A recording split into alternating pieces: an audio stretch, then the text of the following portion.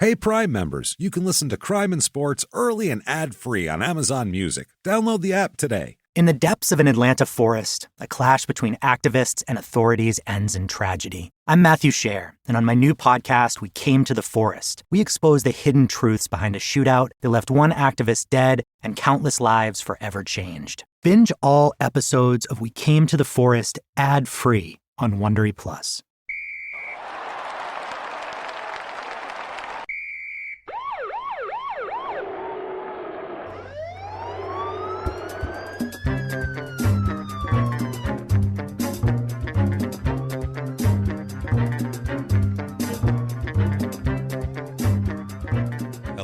Welcome back to Crime and Sports. Yay! Yay. My name is James Pietragallo. I'm here with my co-host. I am Jimmie Whisman. Thank you, folks, so much for joining us this week. We could not be more excited to be here with you. I'm telling you right now, thank you guys, first of all, for all of your iTunes reviews this week. So big. It really, really means the world to us, those iTunes reviews. It is our lifeblood. Yes. If you could, if you're a new Keep listener. those going. Please, if you're a new listener, a listener who just has been listening but hasn't got a chance to do it yet, please, it takes 30 seconds. I understand it takes way longer to make this show. Right. So please get on there, give us 5 stars, tell us you're following instructions, directions, whatever the hell you want to say. We really don't care. The 5 stars are the important thing. Tell us you love Mark Busby. There you go. Help us out very much.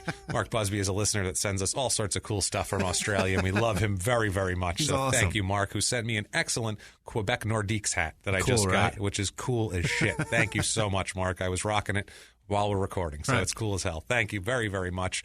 We have a doozy for you tonight. Hope you enjoyed last week with Tommy Kane. If OJ had a little brother, that was the best way I could describe him. It's perfect. It's the best description ever because he's just as psychotic. He's a low-budget OJ. Yeah. That's all he is. Low-rent. Low-rent OJ. That's exactly what he is. OJ without the Brentwood estate and the Rolls-Royce. Right. That's what we had there. Well, OJ Shall we much further fall from grace. We have an update, folks. Yes, let's talk about that. Let's talk about it. A lot of you have sent this us and sent this to us. Believe me, we knew about we this got it 2 weeks ago. Yeah. And we were waiting to talk about it until he signed with a team. Yes. And he has done that. He has. He Bruno, has signed from episode 5. Do they make milk bones in Brazil? Episode 5. Bruno Fernandes de Souza, who killed his girlfriend, had her cut up and fed to dogs. Right. That is a fact. You can go back and listen to that shit. Skin and bones and muscle and organs fed to dogs, the bones buried in concrete. Yes, this was about 10 years ago, and he is out of jail. Not Already only out. is he out of jail, but he is signed with a team. Yes. A team. That's wow. It was. I don't even know what to say about that. Desportes. What the fuck was the team? Damn it, I can't remember. Doesn't matter. Doesn't matter. Some asshole took a chance on this fucking jerk. Yeah, that guy. That's fine. Thank God there's outrage in the city that the team is in. They are furious about it. Whoever owns that team, I hope they don't have any daughters. Because I would say if I was somebody's daughter, I'd go, are you kidding me? You're going to fucking hire this guy now? The only way they can hire him should be to introduce their daughters to him. No, it's ridiculous. And if you're not willing to do that, then don't fucking hire him either. Unbelievable. Yeah, you have to go back and listen to De Souza because that was a really twisted episode, and it was a lot of Google Translate. So I'd like more people to hear me decipher Portuguese for the most part. But I'm telling you right now, it was a wild tale. He kidnapped. Oh God, the worst. It's Not terrible. only did he kidnap her and then have her killed and fed to dogs. Before any of this happened, this was because she had a baby that she was trying to get child support from. That he impregnated her. And he's not going to deal with porn stars. No. And that's not going to be his forte. No, at one point while she was pregnant, he held her at gunpoint and forced her to take a black market That's Brazilian abortion drug. I forgot about that. So some concoction that his friend made, and it didn't take apparently, and then he had the kid. It's a disaster. You really have to listen to it. She was a porn star, and he didn't want to be sending her child support, so he had her killed. And I went back And because she's a porn star, I was like, I wonder if there are videos of her still on the internet today. Yes, it is the most disturbing thing ever. Scary. It's terrifying to see a now deceased person having sex, but it appears to be against her will. I'm sure it's it was. so bad. It's Brazil. And we she's never know. grunting that it's not that's even terrible. The Brazil do not know. The Brazilians don't know how to make porn. It is the most terrible thing. You don't want to see that, and you don't want to see 10-year-old porn anyway. Right.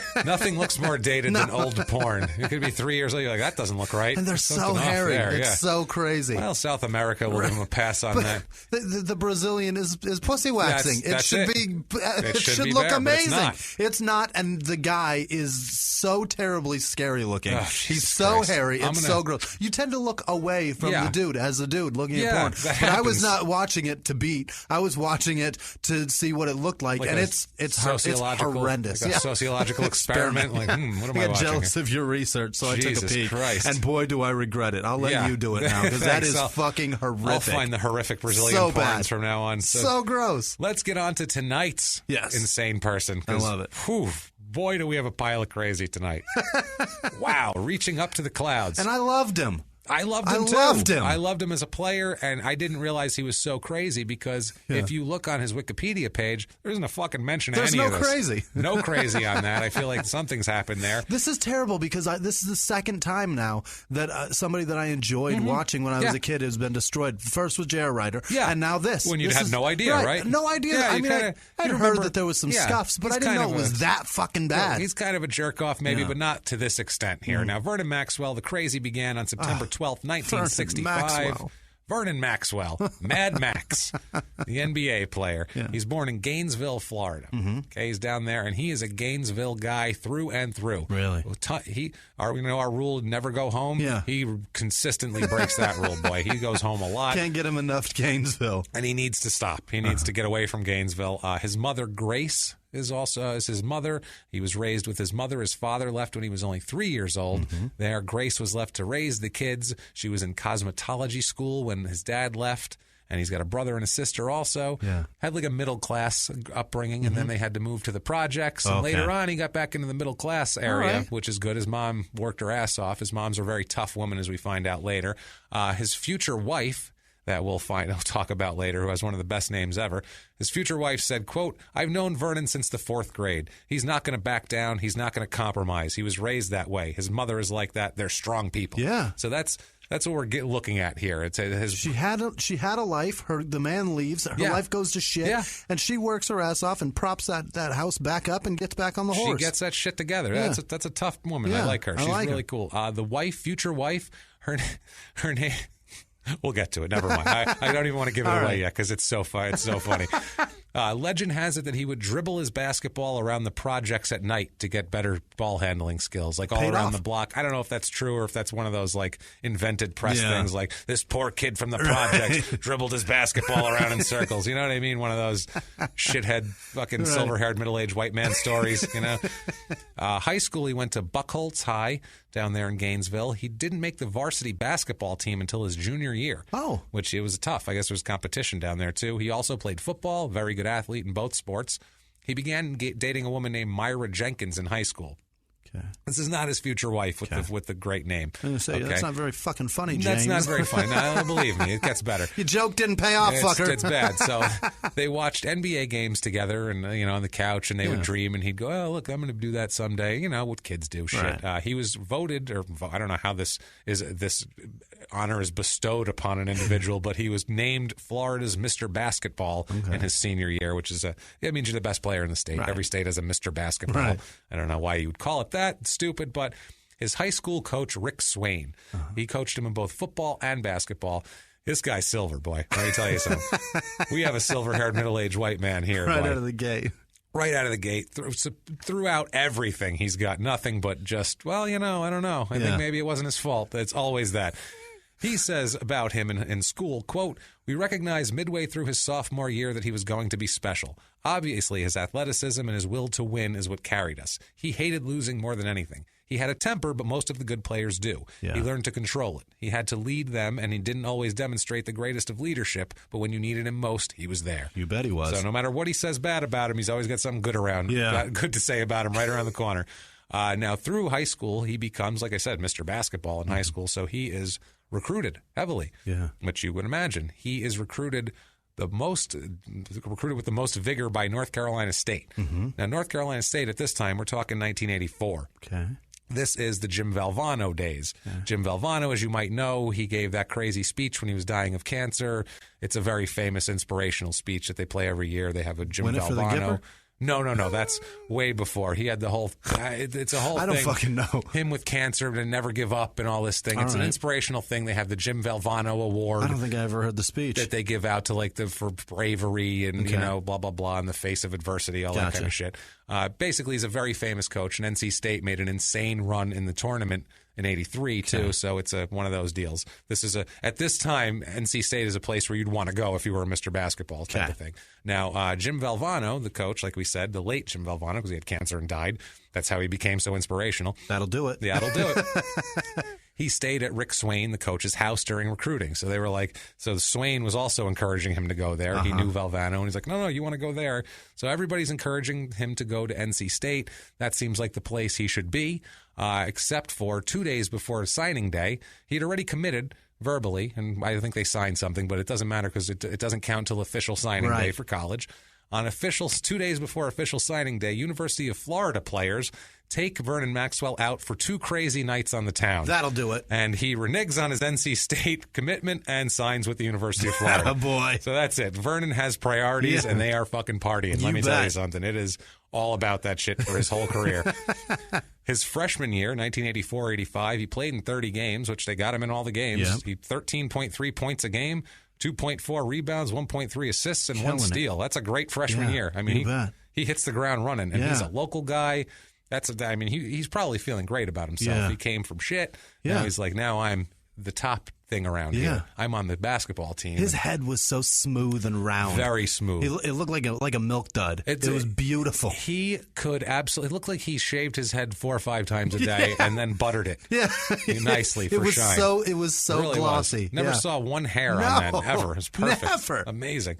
Has an even better year, his sophomore year, 85-86, 33 games played, 19.6 points per game. So now he's in college. That's a lot. Yeah. So if you look in college, the scores are 61-55. Right. They're not 100 to 95. So the points are skewed. They only play 40 minutes instead of 48 too. So that also means that. And generally, they have more conservative offenses in college. Because they don't have these amazing NBA athletes. They have 2 good athletes and a bunch of guys that you want to pass to the good athletes. You're running basically. pick moves and plays and actually drawing up plays and executing. That's the game. Absolutely. So, 19.6 points, 4.5 rebounds, 2.5 assists. So a third of the goddamn points. He ups it all, basically. When they're getting 60 points a game, he's getting 20 of them. That's a third of it. That's a lot. Things are going well. He's a college kid. He's 20 years old. He's doing great. He's getting better every year. Things are going so well. So what do you have to do? You got to have a kid. What else would you do? He did that shit in college? Let's get a kid out. Get out of here. Let's get a kid out, and with his future wife and girlfriend from high school, or girlfriend after high school in college, and for the future, Rasharita. Rasharita. That's her first name. Her first name is Rasharita. Holy shit. It sounds like a delicious fuck. It sounds the word disgusting. Rash is in it. It's terrible. It Rasharita. sounds like a Who the sounds like something on a Taco Bell menu. Who names their kid Rasharita? Who names that? So all day I've been singing a Harry Belafonte Angelina song with Rasharita in it. All day long I've been doing that shit. I was singing some delicious Mexican food, and then I was like, no. That sounds disgusting. No, that sounds like something you'd get after coming in contact with a plant you're allergic to. I got a little Rasharita on my elbow. It's not great. They did the enchilada and the burrito, the enchilada at Taco Bell. That's very similar to that. This is a burrito. This is a burrito that will give you a rash. Absolutely. That's what it is. Now, she goes by Shell because, good God, that makes sense. It doesn't matter. It's better than Rasharita, but I am not calling her Shell. I will call her Rasharita for the entire time because that's my favorite name ever. So Rasharita. I'm upset I didn't name my daughter Rasharita right now. I got to tell you. How do you pick that name? Regret. Where does that come from? I have no idea. That can't be. Is that a family name?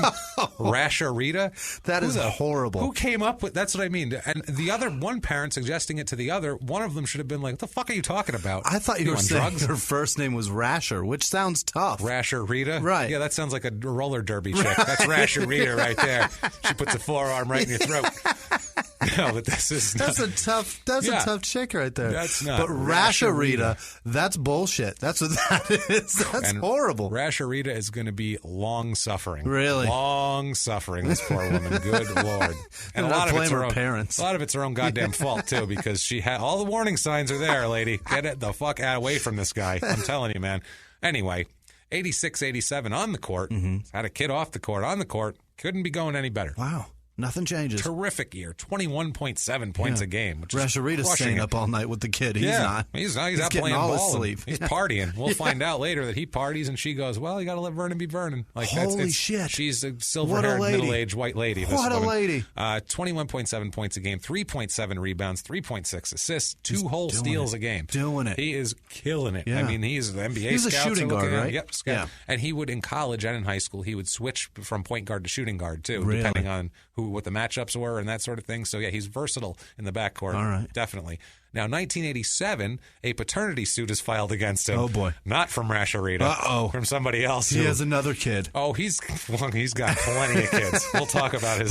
But in college, he's got two now. He's got two now in college. He's denying this one, but he's being sued for paternity. Yep. And him and child support are just strange bedfellows that are going to keep running across each other for years and years and years. There's a lot of police activity involved in that. 1987-88 here. This is his senior year. 20.2 points a game, 4.2 rebounds, 4.3 assists, 1.8 steals, and he also breaks the all-time school scoring record. Wow. So, I mean, he is hot shit. And also, too, he has a bunch of other records. Let's get it in their own words on the scoring record. Okay? This is he's proud. Yeah. They're interviewing about the scoring record. He could not be more proud of it. I mean, it's a big shit. And he's got some things to say. Did you see the video of this, or was it just in print? This is a print. Okay. Yeah, they didn't have a video of this. I rarely remember hearing him talk, but I feel like he had like a Shaq monotone voice. Kind of. He's a very emotional guy. Really? He's real outgoing type of guy, we'll say. Old Mad Max here. I mean, they call him Mad Max. He's not, like, hey, man, how you doing? Yeah. He's like, motherfucker. Like, he's crazy. Like, he would, in the huddles, they all said you would like him because the coaches would, because they didn't know what he was going to do, and the players liked that. Yeah. He'd be like, let's get these motherfuckers right now. He'd be like, all right, good. And they'd run out there. Like, he's the emotional kind of whatever of the team, the steam engine of the team. Drew Brees. Yeah, exactly. Well, but more upbeat. No, Drew Brees is dependable. This guy's an asshole, but still. Right. In their own words, on the scoring record, quote, they told me that I wouldn't last a semester. I had bad study habits. There was a lot of pressure on me being from this area. I had a lot of people envious of me when I came here. And there were a lot of rumors, people saying nasty things about you because of your reputation. It was scary, and I was still a wild, outgoing personality. A lot of rumors going around. Let's find out. How do rumors get started, James? Rumors and stereotypes are rumors and stereotypes for reasons, usually. There's a reason. It's called a reputation, sir. Yes. Yes.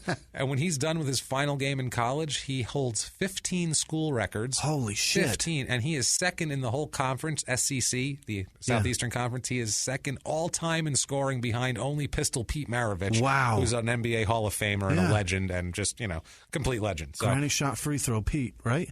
No, that was Rick Barry. Oh, Rick Barry. That was Barry. Jesus. Pete was the guy who behind the back passes, and he was like the Pistol Pete. So was crazy. He's the guy that non-murdering Jason Williams fashioned his game after, basically. Hilarious. That's what that is. There's two.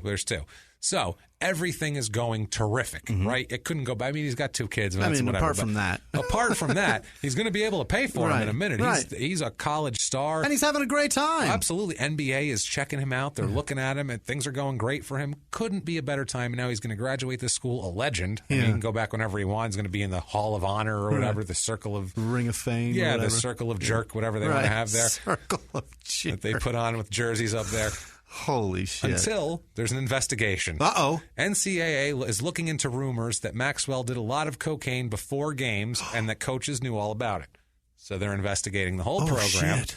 They end up uncovering, this is the tip of the iceberg, they end up uncovering a plane ticket when they do audits, 2 different plane tickets that the coach Vernon Maxwell accepted plane tickets from the school to go to a basketball camp, which is not allowed. Okay, he has to pay for that on his own. But it was somehow paid for through the whatever funneled program. Through boosters. Exactly. They find that. Now, Maxwell has to admit to these violations because he's trying not to screw up his draft status. Yeah. The draft is in like a month. And he's like, and they just threw a wrench in the whole fucking thing. Yes. At the end, when they find all of this, all of his scoring records are wiped out, including the last 2 seasons of every point he scored for the last 2 seasons he was there. Basketball camp. No, not over that. Not just over that. Right. Also, too, the DEA, Drug Enforcement Agency, is investigating drug selling at University of Florida. The DEA has evidence through wiretaps and all sorts of things that Maxwell purchased cocaine often.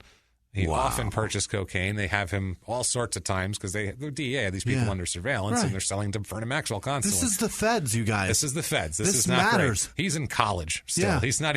They could all go away. I hadn't even heard of him yet. No, he could go back to Gainesville and do whatever. Right. He'd be working at a gas station next week, and no one's going to know the difference. Never going to know. It's better than stealing them like Eddie Johnson. So. By the way, the most 80s crime ever, stealing a VCR for crack. I love that. You got to listen to Eddie Johnson. That's a crazy episode. So funny. This is a similar deal here. Now, Maxwell is given immunity in the probe, but he's forced to testify on college corruption. Okay. They want to know all the corrupt shit that the school's been doing, basically, which is good. Go get the silver-haired middle-aged white man. Don't blame it on the fucking kid. So that's good. I like that in college because they're making all the money. This kid's getting a little coke on the side, whatever. So anyway, Maxwell admits to hiring an agent all of his senior year, which is a violation. Yeah, can't do that. He first claimed, this is great, when they asked him about how he had money, because he has money to live and do things. And buy coke. And buy coke. Like, how do you have money? His first excuse was, quote, family, homeboys, and a rich uncle in Miami. Oh, boy. Anybody buying that? No. I'm not buying that shit at all. A rich uncle in Miami. I'm not buying that shit for a second. Why wouldn't your rich uncle in Miami take care of your mom and get her out of the projects? Nope, going to take care of him now. Let him do what he wants. I'll help you get coke and hire an agent. But your mom, fuck that. She can work 3 jobs. Get back to cosmetology school. Get the hell in there and get your degree. Get in there, Pinky. So he eventually admits that a University of Florida assistant coach paid him $800 while he was still in high school, and then another $1,000 when he signed. And then he said under oath, quote, whatever I asked for, I could get. Wow. So he's laying it out, telling exactly what's up here. He estimated that he got about $1,000 a month in cash through his sophomore to senior year, which isn't bad if you're in school and all of your expenses are paid for, because he doesn't have to do anything, but that's just party money. And that's fucking nothing. That's nothing, but that's from the school, and then people are giving him coke, and he's got a free car from a booster, and he's got an apartment through this one, and everything else is paid for. Everything's taken care of, basically. And it's 1987 also, so we're not, the $1,000 a month is way different a little more than it is now. Yeah. Now, the school, University of Florida, for all of this, and they hate Maxwell after this whole thing. Oh, I'm sure. He's like a pariah at the school. Because he sang. Because he screwed them good. Well, he screwed the school. They screwed themselves, but he helped. They hit that pitchfork that blew the little pitch whistle, and he just sang that tune the whole time. Yeah, absolutely. Now, the school is stripped of 3 scholarships over the next 2 years. Oh, fuck. Which is a lot for basketball. There's only like 12 guys on the team. Right. It's banned from the tournament, and also, this is the big one here. You can ban him from the tournament, you can do whatever, but to do this at college, this just made them go, you motherfucker. This pissed them off.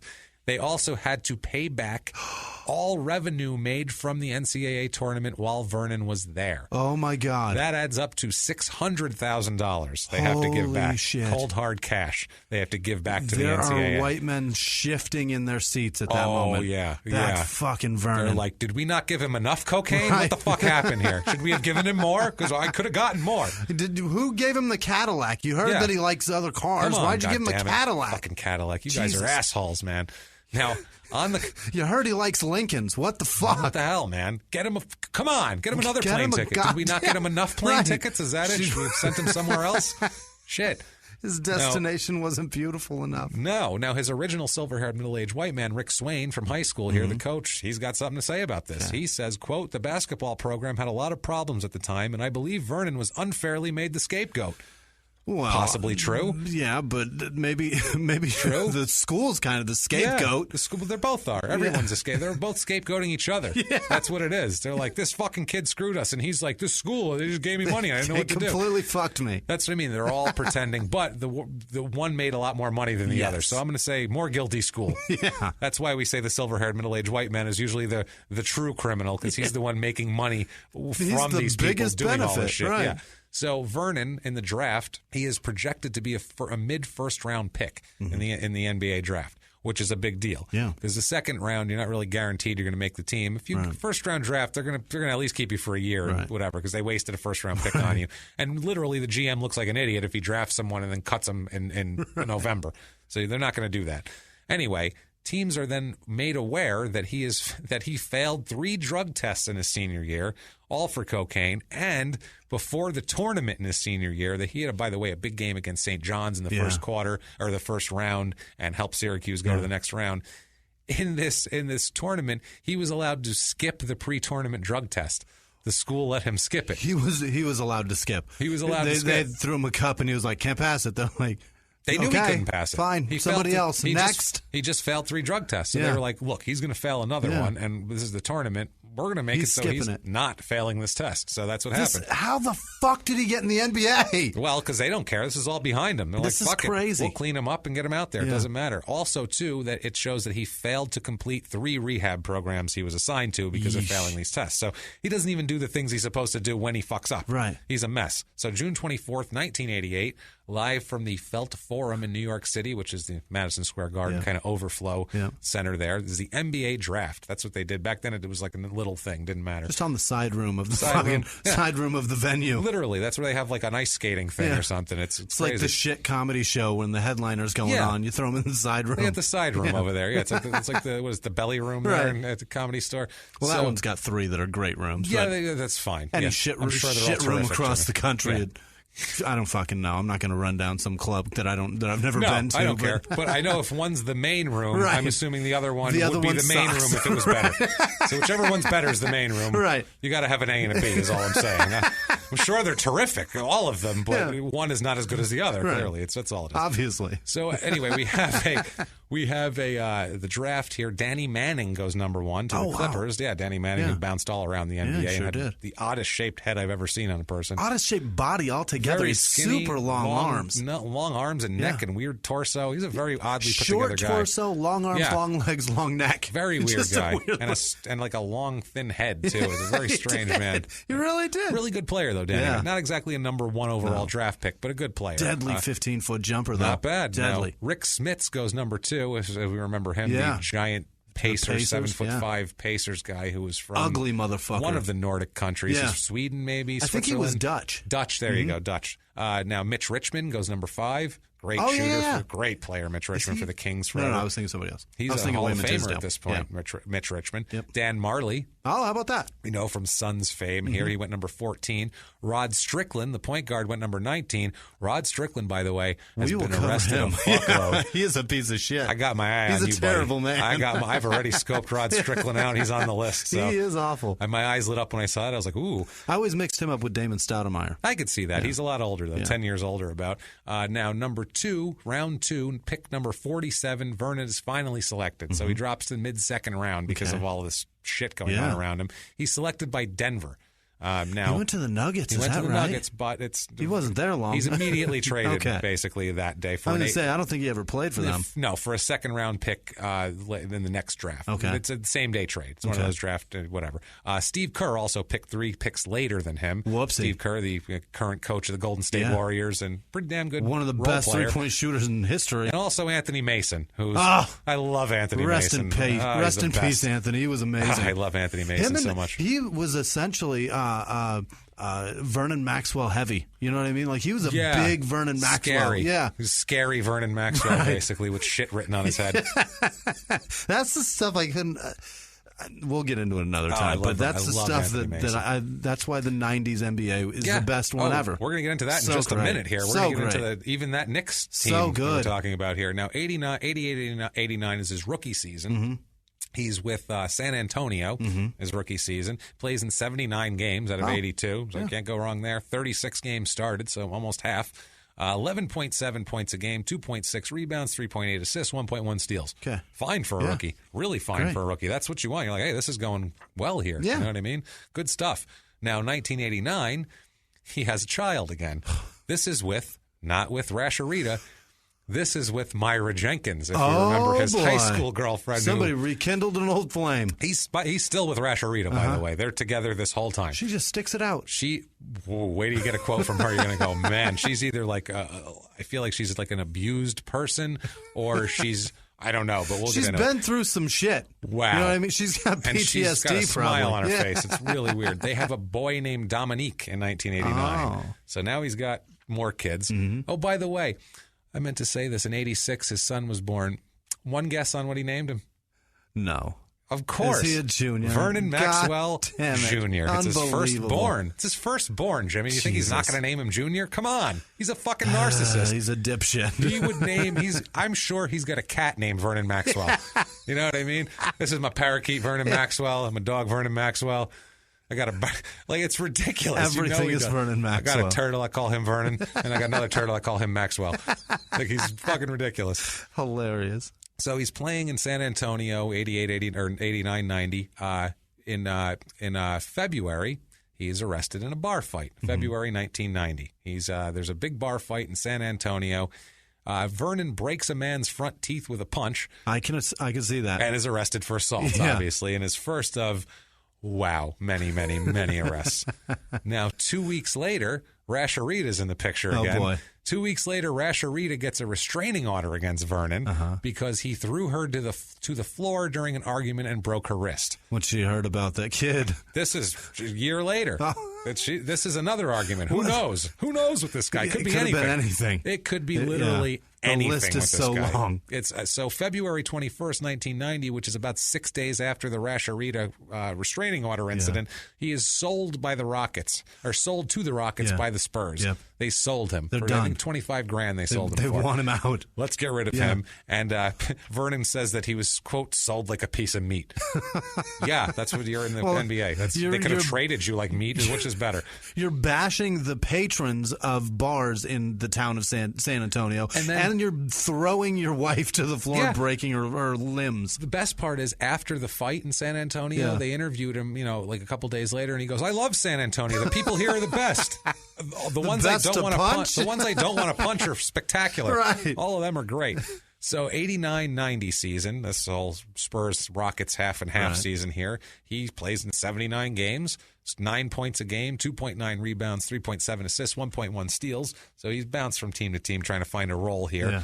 He'll come into his own. January 26, 1991, he has 51 points in a game versus Cleveland. I remember that. That's a big deal. 51 points is a lot. He scored 30 points in a quarter, which at the time I believe he was only the 8th person to score 30 points in a quarter. He was the type of guy, he could shoot. He had a beautiful outside jumper. Yeah, he did. And he could take it to the rack, too, because he was tough. But he had a beautiful outside jumper, and he was streaky. When he got hot, he was burying shots. There was Watch out. And it would be, there's a lot of, if you watch Vernon Maxwell highlights, it's like 3-minute things on YouTube, there are so many shots of him, like, getting a ball before it gets off, before it goes out of bounds to the side, and just turning around and chucking it up and hitting it goes in. Because he's that kind of clutch player. He's clutch. He's very clutch. So good. But streaky also. And that's the guy you want with the ball in his hand at the end of the game if he's on a streak. That's what I mean. Teammates love him because he's streaky, he's fiery, he's tough. Yeah. During this whole time, he wanted to be up Michael Jordan's ass. He wanted to kick Michael Jordan's ass all the time. Like, constant fighting with him and Michael Jordan. Whenever the Rockets played the Bulls, it was those two scuffling, and there would be things where people would overhear Michael Jordan telling him, like, let's just play the game, man. Come on, why are we doing this? And Vernon would be like, that means I got in his head. Yeah. If he says, let's just play the game. If he acknowledges it. Yeah. And doesn't just laugh about it. If he's like, why, this is, you don't need to be doing this shit. Because he'd be like cheap shotting him and, putting his knee in the back of his knee and digging his, he's trying to mess with him, trying to put him off his game, which, hey, he's tough. That's the game. When you're playing against Michael Jordan, what the fuck else are you going to do? You're not going to guard the guy normally, so you're going to let him square up and then hit a turnaround jumper? No, just drive past you and dunk. No. So 90-91, 82 games played every game of the season. Wow. Starts 79 of them, so he's in the rotation now. 17 points a game, 2.9 rebounds, 3.7 assists, 1.5 steals. So a fine season. Absolutely, he's coming into his own. That $25,000 looks well spent. Absolutely, by the Rockets he right earned now. his starter fucking role for sure. Definitely. 91-92 again. 80 games played, 80 games started. Starts every game he plays, 17.2 points a game, 3 rebounds, 4.1 assists, and 1.3 steals. So he's just, every year, he's getting consistent. He's good. Now, July of 1992, off-season, hanging out in Houston. 4th of July. Vernon likes the nightlife, guys. Yeah, he does. Vernon loves the nightlife. And we have a thing later on about exactly how much. But here, he's hanging out in Houston at a place called the Yucatan Liquor Stand, which sounds very upstanding. It's a bar that has the word liquor in it, which means you come here and you get drunk and fight, basically. That's what you do. They need to squeegee the floor every night for puke. They have 7 beers on tap, but they've got every whiskey you've ever heard of. And every flavor of every booze and all that kind of shit. Now, an argument breaks out over the line. There's a line outside. Something happens. Vernon's mouthy because he's mouthy. That's how he is. A police officer. Look at this shiny head I want in there now. I'm on the Rockets. Why am I not inside? So A police officer comes to kind of settle the deal here, and he decides to shove the police officer. Get out of here. Pretty goddamn hard enough to be arrested for assault. Awesome. On the police officer. So now that's dumb as shit. That's as dumb as you can do. This is when I watched so much NBA, yeah, and I never heard of this. Never heard any of this. Now, this is dumber than shoving down your wife. Right. Even. Like, this is a police officer. He's in a uniform. He's going to arrest you. He's got a shiny badge and a gun. He's going to arrest and handcuffs. You. Now, he said, now this makes sense. Here's an in their own words on growing up and why he's like this. He's like, that's not my fault. Listen, in their own words on life. In their own words, quote, when I came up, my grandfather always told me, ain't no man better than you. He put his pants on just like you do. Don't be scared of no man. That's the way I've lived my life. Even if they're a police officer with a gun telling me to please stop before I become arrested. He put his pants on one leg at a time, too, so he's equal to fight. And then he put his gun belt and his handcuffs on also, which was an advantage of his. And then he pinned a badge to his chest and swore an oath. He became a different person than you, exactly at that point. No man better than you, except the police. You should probably not shove them because they'll shoot you. They'll shoot you or take you to jail. That's bad shit. So now 92. By the way, his sounded like a very old black man. Old-timey. You could tell ain't that no was, man better than ain't you. no man better than you. I feel like he called him boy a lot. Yeah. Look, now boy, ain't no man better than you now. Won't be taking no shit. He's very Foghorn Leghorn. Yeah. All black guys are. I think Foghorn Leghorn was black. I really do. I think that's you're probably right. Yeah, I think you're right. It's definitely based upon. Yeah, totally. So 92-93 season, he plays in 71 games, 68 started, 13.8 points a game, 3.1 rebounds, 4.2 assists, 1.2 steals. Wow. Continues to have good times. Shit, they're liking him here. Summer of 93, after the season, Vernon's wife has a stillborn daughter. That's rough on him. Now, he has... It's rough on him? It's rough on... Well, it's rough. I don't know. We don't have anything about Rasharita. She's clearly already damaged. I'm sure that fucked her up. All we know is what he has out of this whole thing. Right. He's the whatever. But he wears... Apparently, they were going to name the little girl Amber. He writes Amber on his shoes for a couple of years, on every pair of shoes that he has, on the top of his high tops over this. Now, this would have been his third child with his wife, because they also had a daughter in 1991 named Ariel, which that's Little Mermaid time. So the Little Mermaid just came out. So yeah, Ariel. Don't do that. No. So Stop it. So they have Vernon Jr. and Ariel. They're bad at naming kids. And then he's got the other ones all over the place. He's got Dominique. He's got some other one that we don't even know where the hell he came from. Who knows? So yeah, stillborn daughter, summer of 93. This affects the couple. You know, it's tough. I can imagine. It's got to be really brutal. That's not a miscarriage. No. That's all the way through. I can't imagine what you that's fucking like. Painted a room. Yeah, you were ready. You bought shit. You bought a crib. You got a walker. Yeah. You got a new fucking swing because the old one was worn out. People are showing up in the waiting room handing you cigars. Yeah. You had boy stuff, and now you went and got a bunch of girl stuff. Yeah, you were set up. Shit out of luck. So March 15th, 1994. This is during the 94 season, which is a really eventful season for the Rockets, for Vernon. It's huge. Vernon is arrested in Houston. Shocker. This is dumb. He and a group of friends were leaving a Luby's parking lot. Do you know what Luby's is? Why is he eating at Luby's? Luby's is, if you don't know what Luby's is, if you're not from the U.S., which a lot of our listeners aren't. It's not just called Luby's. It's a Luby's Cafeteria. Cafeteria, and that's what it is. It says that shit on the sign. It's like where old people would go in the hospital to eat dinner. That's where it is. I feel like they sell a lot of tapioca pudding and things like that. It's terrible. People leave the hospital. Old people leave the hospital for their gallstones, their kidney stones, and they're on their way home. And the wife's like, "Would you like to get some food?" I've eaten hospital food for the past 3 weeks. And they're like, "Let's just go here. It's the same. It's soft on your stomach. Yeah, it is. So want some bread pudding? Fucking gross. I don't know why a wealthy NBA player is eating at Luby's, but he's eating at Luby's now. He's eating meatloaf. He and his friends are leaving the parking lot when a car cuts them off. So do they just wait for him to go by? They yell a little out the window, "Hey, fuck you, buddy!" They give him the finger. No. Maxwell waves a gun at him. He's full of fucking bread pudding. He's plenty pissed. He's waving a gun. That's his idea. I think I'll just wave a gun around. We'll do that. So this guy calls the police. This guy waved a gun. The police pull him over in his Porsche a little while down the road. A guy with a milk dud head in a Porsche was waving a gun at me. I'll find him. So they pull him over about a block away and find a .380 pistol on the floorboard. So there you go. That's the gun that they said he had. Case so solved. now he's shit out of luck there. And now in Texas, you can have guns all you want, but you can't have handguns just on the floorboard of your car. That's apparently a no-no. That's not smart on his part. No. He's so easy to find. Oh, absolutely. He's the only guy driving around lubies in a Porsche. Right. How many Porsches you think left lubies that afternoon? Probably not a lot. So in this gun charge, eventually he is fined $1,500 and ordered to publicly apologize to the children of Houston for being a shit role model. Now, this was around the Charles Barkley time. Yes. Yeah. Well, this was just the whole deal with the kids were really looking up to players. Now, he does this, but adds a little caveat to the thing. He also says... He wrote his own apology? Well, he apologized and said he shouldn't do that, but he also said he will continue to carry a weapon. This is not what the judge told him to do at all.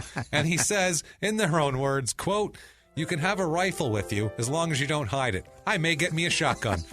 That is not what the judge ordered him to fucking do. Judge said, go apologize to the kids. You're acting like a jerk off with these guns. He went out and goes, I think I just need a different gun. That's my problem. I was waving a small gun. I needed to wave a shotgun out the fucking window because that's legal. Wow. I'm going to put a coon hound in my fucking passenger seat and run around with a double barrel. I think it's safe to say he doesn't get it. I think he just doesn't get what he's supposed to be doing here. Not at all. So, how about act right, dickhead? Yeah, that's a start. That's what the judge was trying to tell you to do. The judge was trying to tell you, be a good role model. Right. He saw a loophole. He's like, well, a handgun. He's pissed at the handgun. Just tell him to get a shotgun. That's fine. Unreal. So April 1994, he is ejected from a game but refuses to leave the court. So the league fines him $10,000 for that because you can't fucking do that. Do you know what it was over? I don't know. Okay. It was just a regular ejection. I feel like I some remember argument that. fight. He got ejected. Did he go a lot. sit on the bench? I think he was arguing still on the court, and they were like, "You got to go," and he eventually got like, fined. no. This was around the era when he had a big fight with Charles Barkley on the Suns. There was do you remember that Olajuwon went up to? It was the end of the game, and Olajuwon went up for a layup. The Rockets were up by 10 in the waning seconds. He goes up for a layup, and Barkley just drilled him in the chest and knocked him down. That's NBA play, babe. Vernon Maxwell came running to fight Barkley, and they were just it was crazy. He gets in a lot of NBA fights now.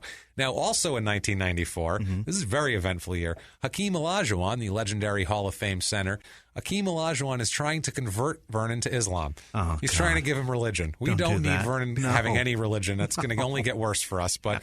He preaches to Vernon. Vernon listens. He'll sit and he'll listen, and then he goes to nightclubs and fucks girls and drinks and does his thing. Olajuwon said, quote, "Max is very interested. Conversion is ultimately the goal, but first you have to learn about it, talk about it, learn the concepts, step toward the right direction."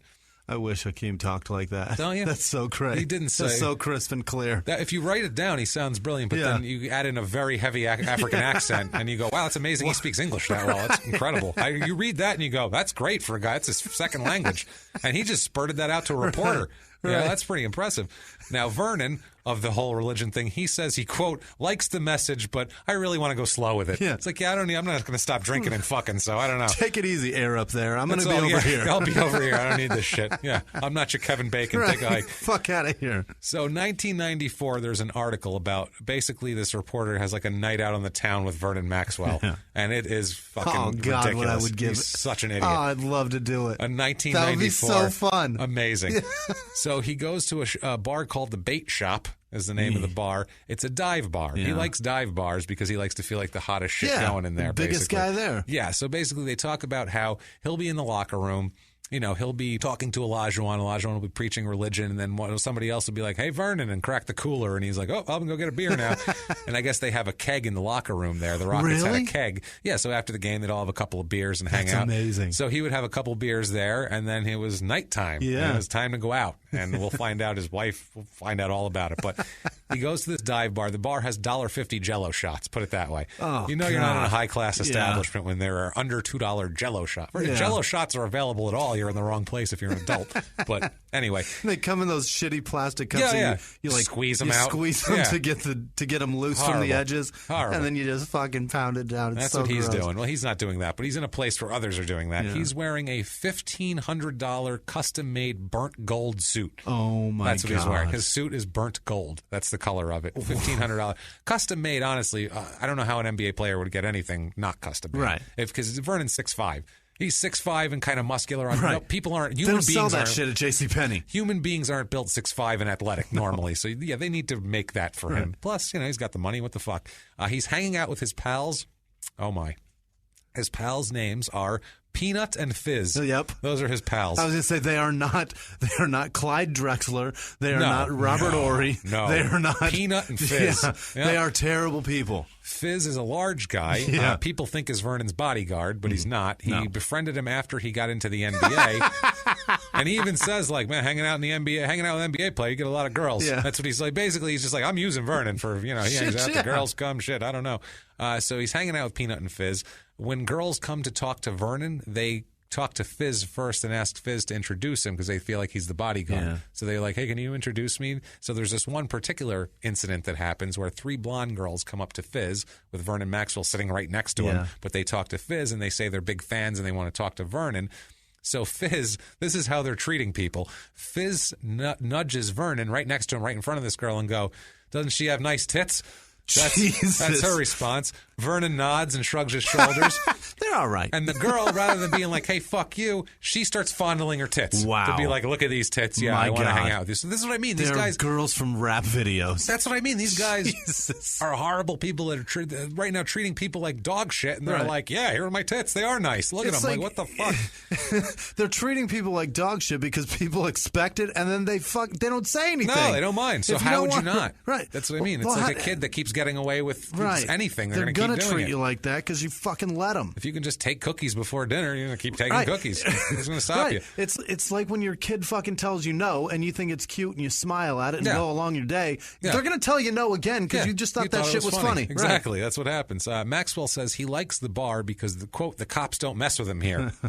Why would they be messing with you anyway? And you tell a chick she's got nice tits and she starts rubbing them. Yeah, because you're in a shithole white trash bar with $1.50 Jello shots. There's probably college kids hanging out there like, I got tits. Look at them. Oh, God. Ridiculous. Now, his wife, Rasharita, what do you think she's thinking about all this? He's out. This is in the paper in 94. He's out in the town. He's looking at blonde girls and all this shit. She's thinking she's got to get nicer tits. I don't know. No, she says, quote, Vernon has always been a person who hangs out with the guys.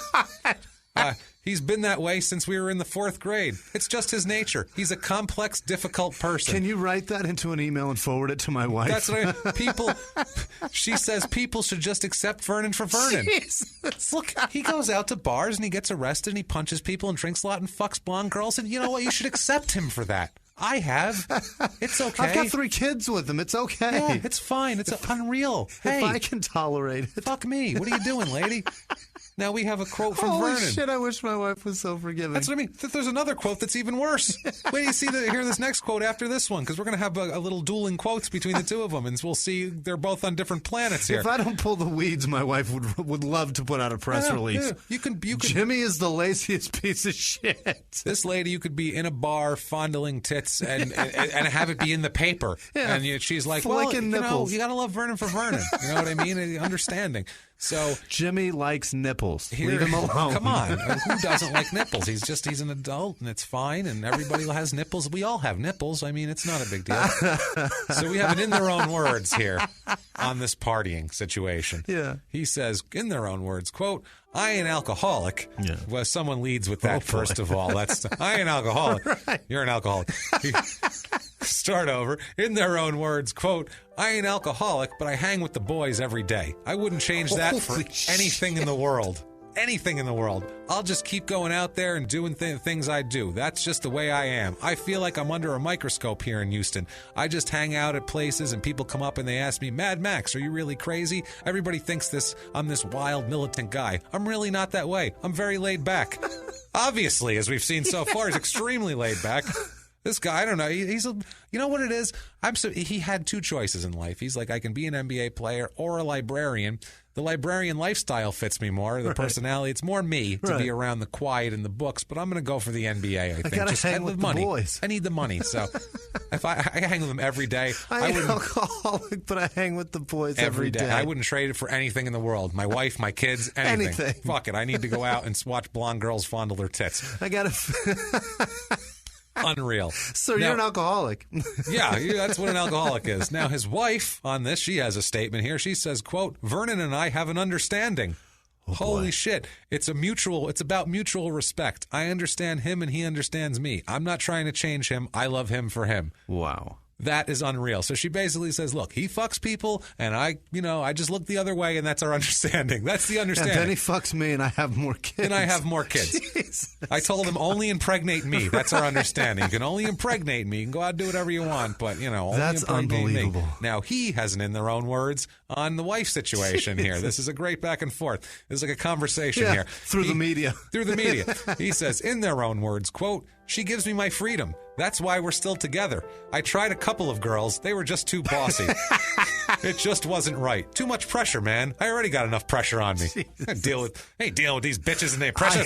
What the fuck are you talking about? You've been married since college. I tried a couple of girls. You haven't tried a couple of girls. I tried a couple of girls. You got a couple of girls pregnant. Too is bossy. What you did. Well, no, he's been seeing people. Who knows? He's probably had 4 girlfriends at the same time. I tried. You're married. Well, you shouldn't be trying girls. But that's what he does. She lets me fuck around, so I say, she's all right. Unbelievable. I'll stick with her for a while. Too bossy. This is crazy. Now on the court, great year. 75 games played, 13.6, 3.1, 5.1 assists, 1.7 steals. Having a great year on the floor. On the floor also, too, the Rockets have an incredible year that year. They go all the way through to the NBA Finals, and they beat the New York Knicks in 7 games and break my goddamn 15-year-old heart. 16, June. Unreal. I was so fucking mad at this series, it's not even funny. I have 2 basketball teams I like. Quick sports sidebar. I like the Knicks, and I like the Phoenix Suns. They have one thing in common. Neither of them have won a goddamn title in 45 fucking years.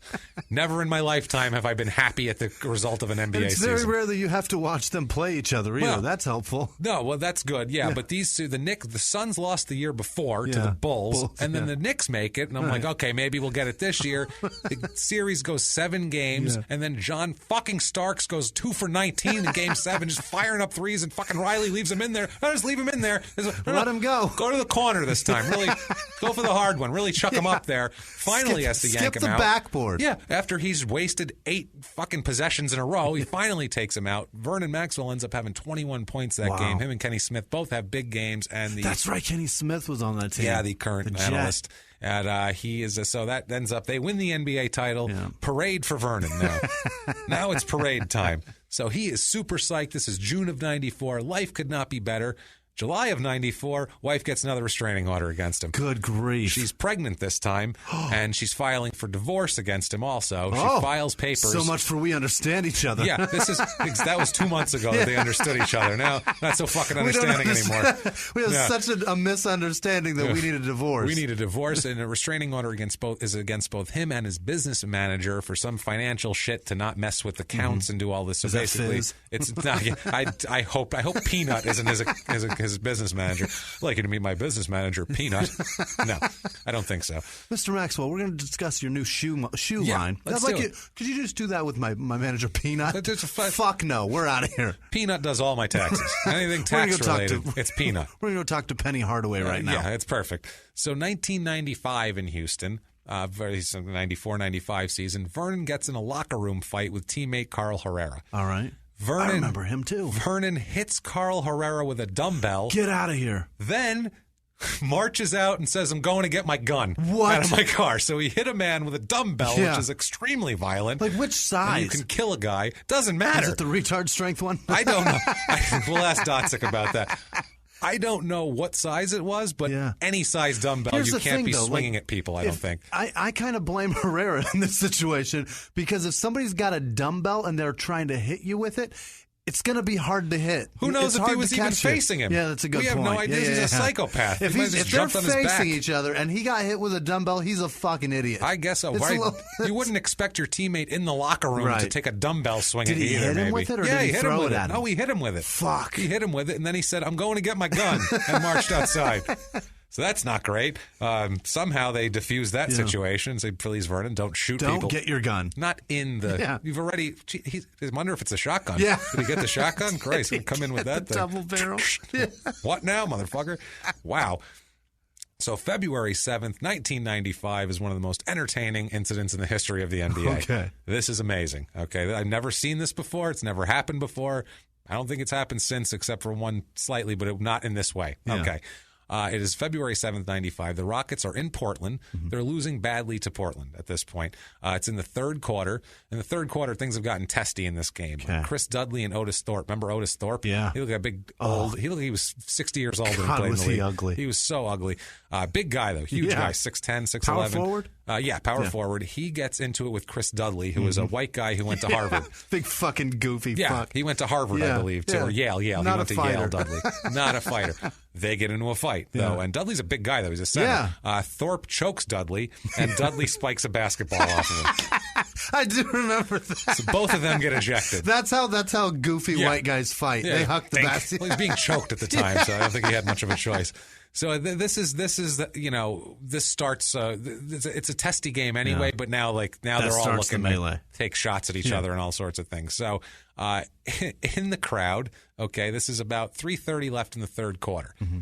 Portland is up 79-52. It's an ass whooping. It's a blowout. Players are wanting to get ejected just to get the fuck out of there, probably just at this to point. fucking save the humiliation of walking off the court with the team. Yeah, in the crowd, about 11 rows up, is a 35-year-old man named Steve George. This is everyone's going, why are we knowing a fan? Why are we talking about a fan? Well, the guy in fucking section B. Yeah, he's in row L, actually, is what he says later on, which should be row 12, but it's row 11 for some reason. Whatever, how they do seating charts. Row. They skip a row. Anyway, for row 1 is the court. I don't know, but he's right there. He's near the Rockets bench. Now, he's there. He's in from Atlanta. He is visiting his brother in Portland, and they got tickets and they went to watch the game, okay? Like I said, 3:30 Great left. game to go watch. Yeah, great. 90s Portland team. Fuck yeah. The Rockets of that period. This is a fun team to be watching. Drexler and Porter and Cummings. Well, Drexler comes a little later here in this season. This is the season he comes. So he's in Portland then? Yes. Yeah, so he's they're on playing that team. Drexler. Because Drexler Portland goes to and the Cummings, Rockets and later. that's a great game. Yeah, absolutely. So, apparently George is heckling Maxwell. Uh-oh. Who has, and a lot of people probably are. Maxwell's got 5 points and 4 fouls at this point in time. I want to know the shit he said to him. He's having a shit game. Now, we have the things he said because there's that's so there's a ton of witnesses. So he's sitting in a section with 100 other people. Everyone what heard kind him of talk. heckles are they? Are they good? No, it's not even. This is what I'm saying here. Maxwell, basically, people around George said that they heard him saying to Maxwell, "Nice game. You got 5 points. Real nice game." Bullshit. They're not even saying bad shit. They're just like, yeah, nice game. Ha ha. And then they laugh and they drink their beer and they talk about their kids probably. It's two brothers sitting there. Well, after a little while of this, apparently, I think he just wanted to leave the game. Maxwell has had enough. He, in the middle of nowhere, while they're playing the game's moving, he bounds up the stairs of the stands. I'm taking 2 steps at a time, running up to this guy, and just fucking wallops him. Nice. He runs up into the 11th row and socks a fan in the face. I've never seen that before. That's so great. Or since. I mean, we had the Ron Artest thing in Indiana, but that spilled into the crowd, and then they were there, and he thought a guy hit him. This was just, fuck this guy, ran up and socked him one. The Ron Artest one, the guy actually assolted him. Granted, it was a cop. The wrong guy assaulted. He hit the wrong guy, but still, that was this guy. He just ran up in this, and the guy looks surprised. He's like, huh? What the fuck? What are you doing up here? Don't you have a game to fucking half finish? He runs. Robert Horry doesn't know what's going on, so he runs up there with him to see what's up.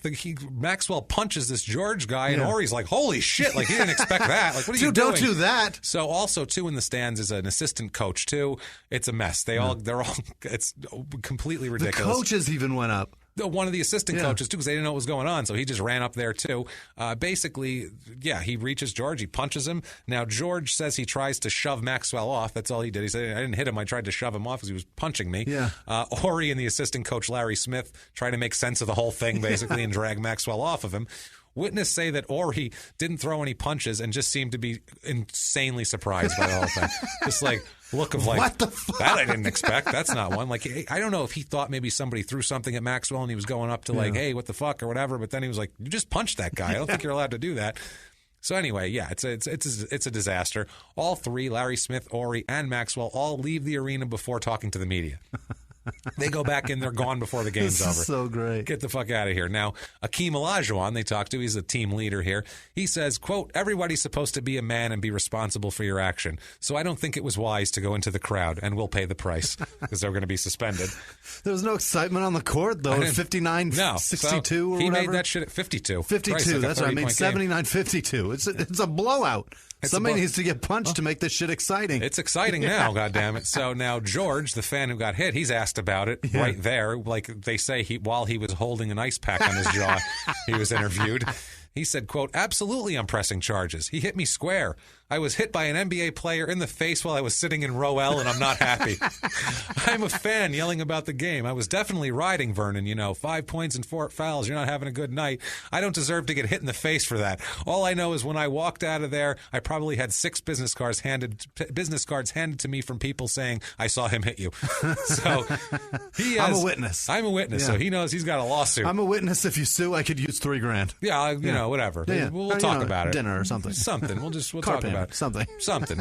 Tell you what I get outside and I get him to wave my gun at me and then we can sue him together. Right. A class action. We'll get a class action going just on. Ask him if he's got a guy. shotgun and when he waves it at you, just fucking start suing. Nope, just start suing. Start suing. Break out the lawsuits. So 2 days later, February 9th, the NBA suspends Maxwell for at least 10 games. Yeah. And he'll be basically reevaluated at the end of 10 games. And basically seeing if the story blows over. Yeah. Like, are people still pissed? Yeah. All right, fine. He can sit Does out attendance drop? Yeah. How mad are our fans? So at least he didn't hit a home fan. That's one thing. The Houston fans probably thought it was great. Right. Like, yeah, fuck that At guy. least he hit a Trailblazer fan. Fuck Portland. And he's from Atlanta. He doesn't even care. He's probably a Hawks fan or something. Who knows? So, he just likes basketball. He likes basketball. He likes to watch basketball. So anyway, he's suspended for 10 games and he's fined $20,000, which is the highest fine, tied for the highest fine in history to that point.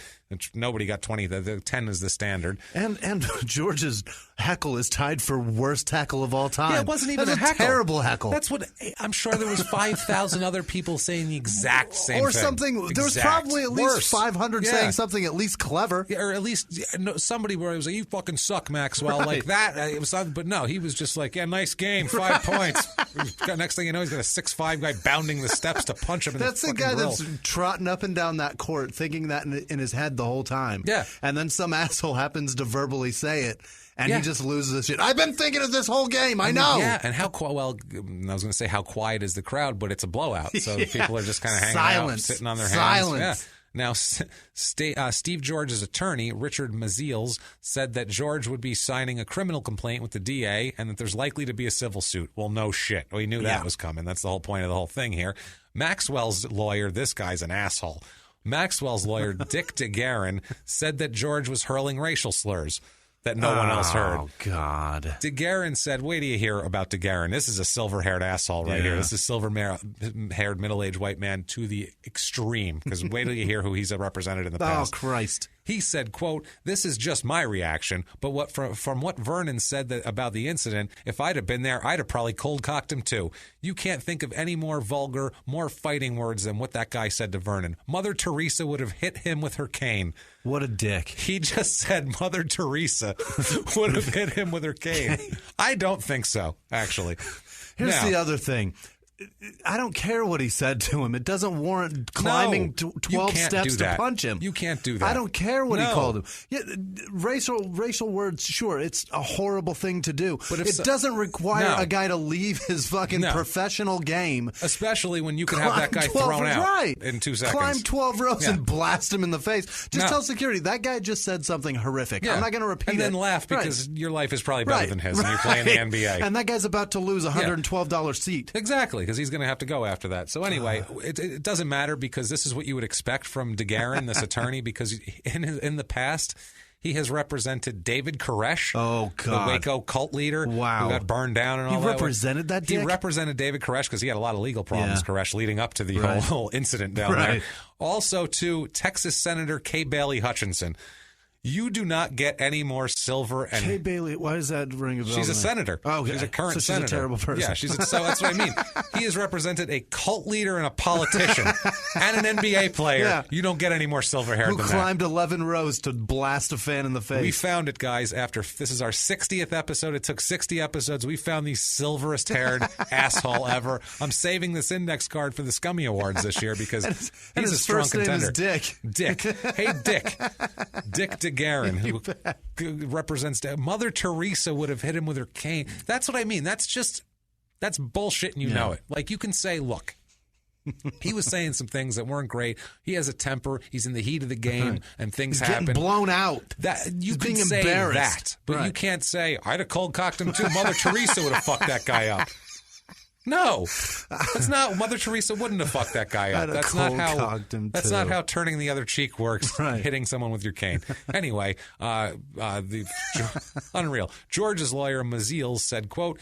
It's contrary to what my client says, what my client's brother says, the people who we've talked to that were in the general section, and the people sitting right behind the Houston bench. Nobody even mentioned it up until his lawyer mentioned it today. It's a shame. It's something that shouldn't be injected into this because it isn't there. Everyone knows it. Yeah. Which, yes, exactly. You don't just make up at the last second. Oh, yeah, he called me the N-word. Right. Like, no, sorry. No. If he did, fuck that guy, but he didn't. So...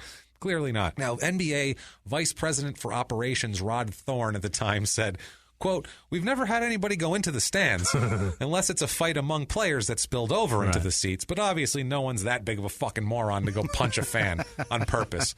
So, March 29th, 1995, George, the victim here, files a $4.5 million suit against Vernon and the Rockets. 1.4 of it is for Vernon Maxwell for hitting him. $3.1 million is the Rockets for not failing to control him, is what they said. Like, you should have, and he should sue the Blazers is what he should sue because it's their place. It's their arena. But he doesn't. He sues these two. But the Rockets have 15 people, and he's sitting 11 rows behind their bench. They got 15 people right there that should have been able to be like, no, don't go up there. Yeah, what are you doing? Where are you going? Yeah, no, the game's out here. Yeah. It's out here. Robert Horry, don't run up there with him. Grab him. Hold on to him. Say, you can't punch people. Robert, you're about 7 inches taller than him. Grab him by his neck. It was literally just him standing there 1 second, and then he just darted up the stairs. Like, no one knew what he was doing. He took them 2 at a time. It wasn't like he walked up like, hey, man, like 1 at a time. I'm coming for you. He said, dunk, dunk, dunk, punch. Bow. That was it. Yeah, step, step, step, pop. That was done. Now, on the court, great season for 13.3 points a game, 2.6 rebounds, 4.3 assists in 64 games. Fine job on the court. We have some interesting things off the court here at the end. They end up picking up Clyde Drexler in a trade. Okay. And he's fucking pissed about it. And that is a shooting guard. That's a shooting guard. And Clyde Drexler is a Hall of Fame legendary shooting guard. And they got him as like, if you can get Clyde Drexler in 95 for a title run, you get Clyde Drexler. He's only got 3 years left. Yeah, that's what I mean. Best. 4 or 5, I think he played. But I mean, he was really good at this point still. Like at the end of his peak. So smooth. So smooth. Yeah. So they get him. Vernon's fucking pissed. He's mad. He's sulking. Yeah. His playing time gets cut right away because they're playing Drexler. So they get into the playoffs. First round of the playoffs. After the first game, Vernon says his hamstrings bothering him a little bit. He can't play. He says, I can't play. My hamstrings. My hamstrings hurt. I'm going to pull myself. Pull myself. He's like, hamstring, can't do it. Jesus. Yeah. So he ends up getting waived by the Rockets. Which is they still had contracts, so they had to have a big settlement and the whole deal. He gets waived as it comes out later on that he was faking his hamstring injury because he was pissed off that Clyde Drexler was there. He's waived by the Rockets. He's now a free agent, and he's slimy as fuck. Absolutely, it's settled for $500,000. They have to pay him to get out of the contract because pretty good deal. If he didn't fake the hamstring injury, they couldn't have cut him. They would have had to pay him everything. But the fact that he faked an injury and got out, there was kind of a little on responsibility everywhere. So we have an in their own words on leaving Houston. Oof, boy, this is dumb as shit. In their own words, quote, I handled it the wrong way. I shouldn't have left the way I left. I got upset because they brought Clyde in and nobody ever said anything to me about the trade. I just felt like they disrespected me. I overreacted like I normally do. Bad decision. I wish it wouldn't have happened. Faking the hammy was the essential. Was exactly the same as climbing 11 rows to blast a dude. It's the same shit. Same thing. But worse because you're in the playoffs. Right. I mean, you're in the playoffs. And he's a clutch shooter. He's the guy you want him around at the end of a game. You got to spell Drexler for a minute. You got to fucking put somebody in that can shoot. Not to mention, depending on what kind of offense you want to run, that you might want a good shooter in at the end of the game. And if you got depth at shooting guard, get out of here. That's amazing. Especially Maxwell and Drexler. Those are great. That's crazy. And how often do you have 2 shooting guards with X's in their name that are both good? Very rare. Cassell was their Cassell point came guard in later too. Yeah, he came. At that time he was there. Yeah, he was right about when because Kenny Smith was the point guard. Right, he was their point guard, their main guy. Cassell was a kid then. They went from Kenny Smith to Sam Cassell. Yeah, Sam That's Cassell, fantastic. one of the uglier people in the history of sports. Also, now, what a horrible man. August 30th, 1995. He's still, not on a team now. He got waived by Houston. He is arrested. Big shock for possession of marijuana in Houston. Oh no! He ran a red light in his Porsche. and just blew by it. So they pulled him over and found a bunch of weed in his car, or a few baggies, they said, of weed, but whatever. He posts $1,000 bond and gets out of there on that. But when you add this to all his other charges, things are getting deep to him here. Now, September 26th, 95, he is signed by the Philadelphia 76ers for a one-year contract. I don't remember this.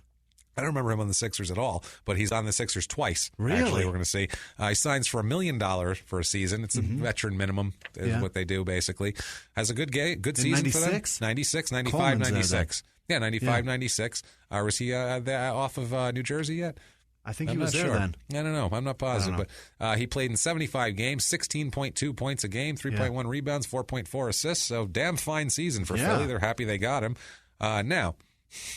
let's see. February 96, Vernon is served papers. He is served court documents by a process server for giving a woman named Sheila Reyes herpes, knowingly, genital herpes. So now he's got herpes. Knowingly gave her genital herpes. He's probably got more than that. He's sticking his dick in everything he can find at the bait shop that has 3 Jell-O shots in it, so who knows. He's served, but he does not appear in court. Because he does not appear, there is a default judgment of $592,000 against him. Holy shit. He doesn't respond at all to it. He just ignores it, basically. But he ends up fighting it, saying that it was an improper serve on him. If you have a lawyer, you can fight anything on this. Yeah. He's got Koresh over here. He's got Dick. He gets a retrial on this for improper service against him, basically, which will take place a little bit later. Now, on March 18th of 96, Vernon and the Rockets settle with George, the fan he punched. He gets around $100,000. The guy, he wants $4 million. He gets $100,000. He got $100,000 for getting punched in the face. I don't know that I'm going to take a punch for $100,000. I'll let you punch me right now. Really? For 10. $100,000. I don't care. I've been punched a lot. I don't give a shit. Punch me. I don't know. I want to take one from a 6'5" Vernon Maxwell. Chance of dislocating the orbital socket or some shit. I'll take it for $100,000. Come on, Vernon. Only hit him in the Vernon, jaw, right? If you're out there, buddy, if you hit him in the jaw. Yeah. If you're out there, if you still have $100,000 left, which I know factually that you do not, if you gather one, come on down to Phoenix, punch me in the face, and I'll take your $100,000. We'll all be very happy. Everyone's thrilled. No problem.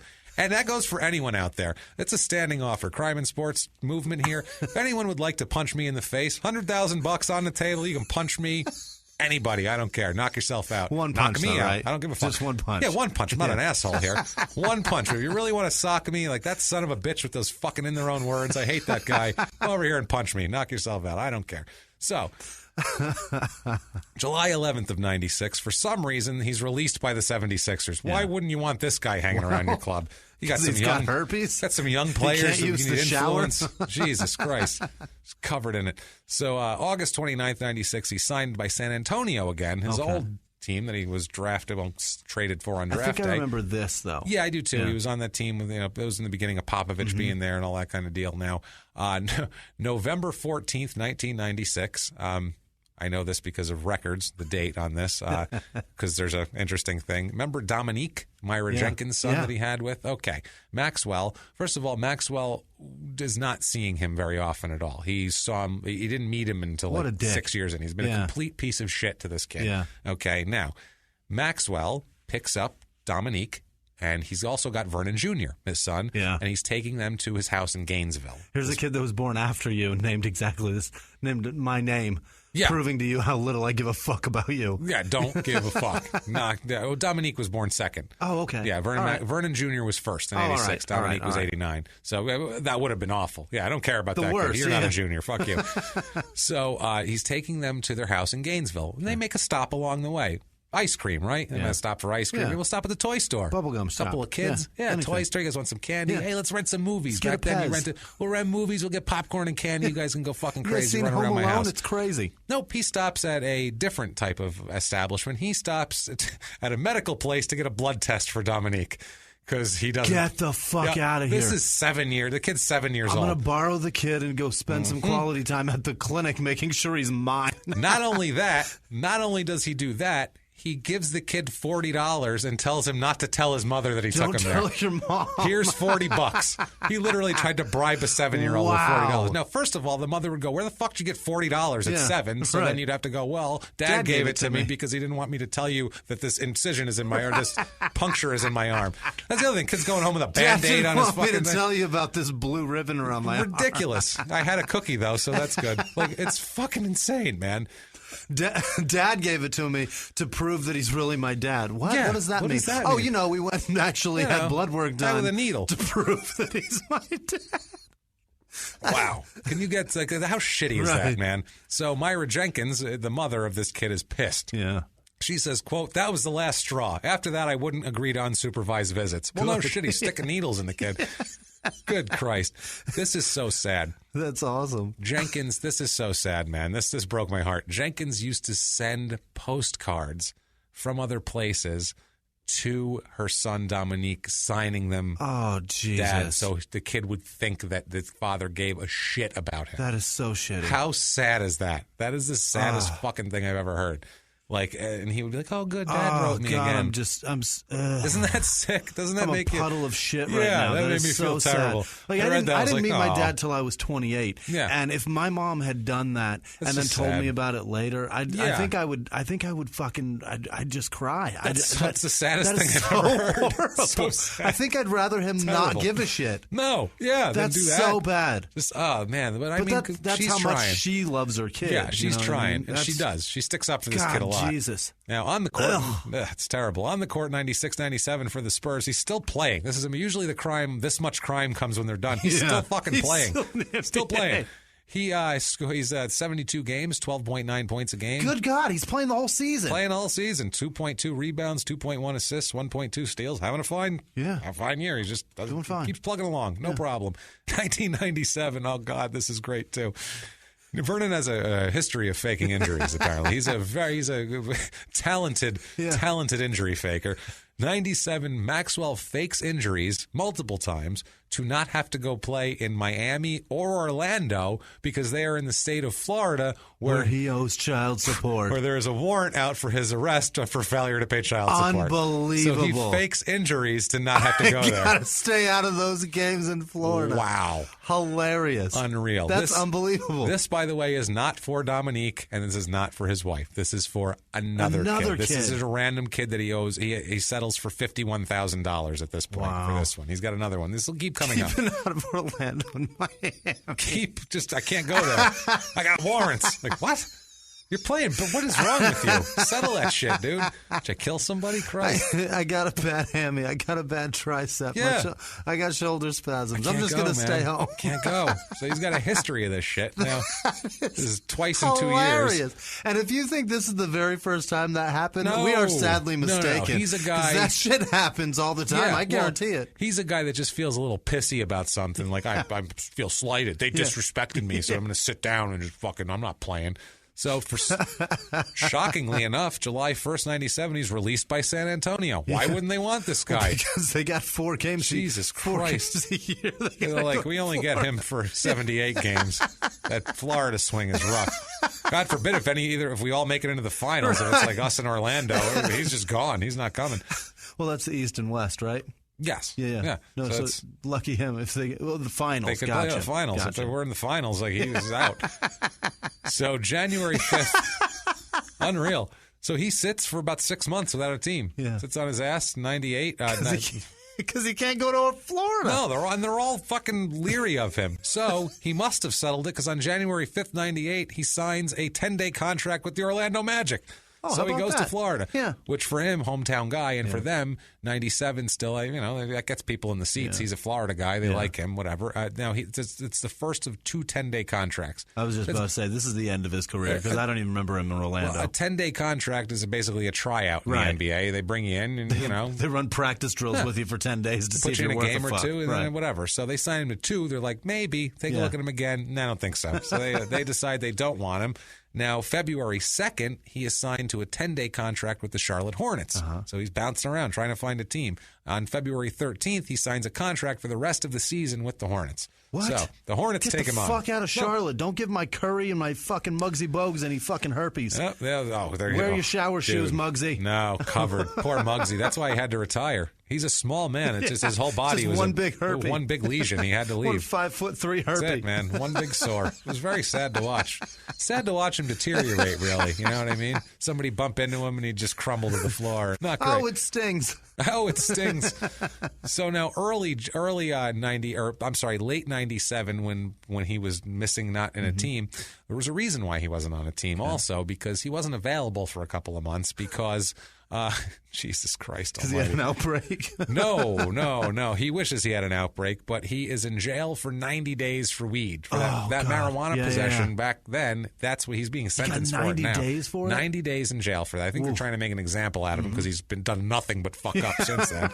Now, while serving jail for the marijuana, his son Dominique writes him a letter in jail, a typewritten letter asking when they can basically meet up. When can we spend? I want to see you. You're my dad. When's visiting hours? When can I see you, basically? When are you going to come see me? I don't think he knows his dad's in jail.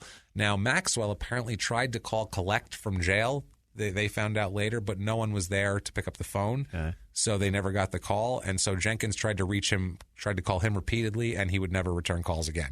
So he felt guilty for a minute. He got that letter and actually said, shit, I'm a dick. Make a call. Yeah, and he's sitting, he's not hanging out with his boys, Right. he's not in the bar, he's not drunk, he's not looking at blonde tits. He's actually like, fuck, maybe I should make this right. And he tries, and then nobody answered, and he's like, fuck that kid. And moving on. Never mind. His heart was pounding as it was ringing and ringing. Then it goes to the answering machine, and he just hangs up. Fucking thank God. Done. Yeah. I did it. I did my part. I told him I called. Now, on August 25th, 1998, Vernon files for bankruptcy. There's a reason why he files for bankruptcy. He's trying to be clever here. He claims that a Houston accountant named Tracy DaCosta stole more than $500,000 from him and fled to Mexico. Okay. That is the deal here. But his two biggest people that he owes debts to are a Ferrari dealer and another high-end car dealer in Philly. Jesus. So he's got a real there's a story, I couldn't confirm the truth of it, but there's a story from about 95, 96 that he had a Lotus, which is a very expensive car. He had a Lotus, and somebody tapped into his rear end of his Lotus, and she tried to get him out of the car, and they wouldn't get out of the car, so he took his dick out and pressed it against the window. I recall. That's a very famous story, but I could not confirm it. So I'm telling it true. now, but I'm saying I don't know if it's true. That's a rumor, but I can't say Get out of the car. No, I won't. Look at these herpes. Yeah, check out my ball bag. I'm going to get herpes on your window. Now what? Now what?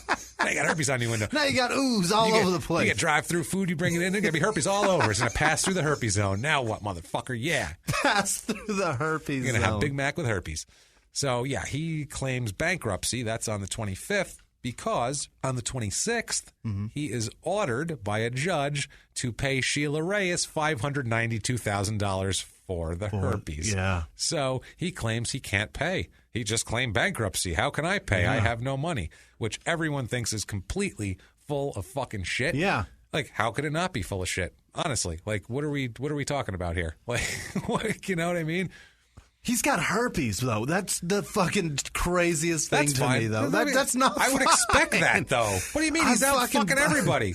I just don't want my heroes to have STDs. Are you kidding me? All of these guys have STDs. He has been fucking unprotected, obviously, because he's got kids popping out everywhere. And he's doing it knowingly, too. Giving it to them knowingly. Giving it, he doesn't give give a knows shit. He's got it, and he's That's still what they banging said, away. Knowingly. He's just, no, you don't need a condom with me. I'm great. Like, well, you know. The scariest part is he could have given George herpes. Yeah. Blasted him in the face. Oh, he could have given anybody herpes. He's a minefield, this guy right now. He's a walking powder keg. He's a terrible, terrible human being. He is. He's a complete mess. He's feeling like shit, and he's got the herpes. He's got to pay almost $600,000 that he says he doesn't have, and Ferrari dealers are saying him he owes his fucking money. Slinging dicks allegedly on car windows. Yeah, and his decorating style isn't really that great because he wears like a burnt gold suit when he goes out. You know what I mean? So he goes out to a nightclub and he sits. They put him in a VIP section, and he's sitting there in his burnt gold suit, and he's just sitting there, and then out of nowhere, there's a cloud of smoke, and it's Dexter Manley, interior decorator from New York City. And he says,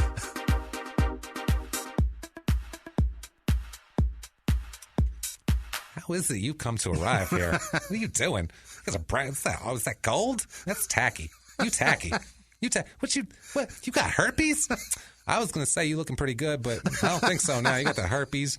And you say you can't even pay me if you give it to me? I don't think so. No, you ain't going to do that. Bake shop. You didn't know this was the gay bar? This is the gay bar. Do you understand? We do Jell-O shots. That's so we can get gross together. That's what we do. That's so we can get straight guys to get into it. That's how it works. That's how we do this. So, Mr. Milk Dud. I'm never having another Jell-O Let me tell you something, Mr. Milk Dud. I think you text your family. And then poof, in a cloud of glitter, he's gone. And Maxwell's like, did I just see that shit? And he just has another drink and doesn't care. Give me a Jell-O shot. Give me a Jell-O shot. Fuck it. So on the court, 1997, 1998, plays in 42 games. He is a little less on the court now. 6.9 points, 1.4 rebounds, 1.2 assists. Oh, it's so over. He's gone down. It's almost CBA time. It's almost CBA. Well, you can't actually. We'll get into that. We'll get into that. You're ahead of the story. All right. Now, at this point, Michael Jordan, this is when he was winning championships with the Bulls. They beat in 98, they beat the Jazz in the finals. Jordan is talking a bunch of shit, saying the Rockets only won in 94 and 95 because I was playing baseball. That's the only fucking reason they won. That would have been my shit if it wasn't for them. So later on, Vernon responds to this. First of all, he's mad from the minute he hears this shit. But we get a response for in 2015 about this whole thing. Saying shit through his eyebrows. You know it. He's glaring. He's so fucking pissed. He hates Jordan. And he says, in their own words, quote, I wanted to fight him. Really, Michael Jordan goes around telling everybody we would have never won 2 championships if he wouldn't have went and tried to play baseball. I just say, Google the times we played them. They couldn't beat us. It was like we couldn't beat Seattle. If we could have gotten past Seattle, we would have knocked Chicago off. We were a team they couldn't match up for. Just Google it and the numbers don't lie. Like, fuck you, Michael Jordan. Google it. I wanted to fight him, really. Yeah. Like, fuck this shit. Just Google it. It's so weird having one of our guys saying Google it. Isn't it? These people are like, I feel like they're from another time, another place. Like, they shouldn't be telling people to Google things. It's just wrong. Ruins my whole image of this person here. So why wouldn't you want Vernon Maxwell on your team right now?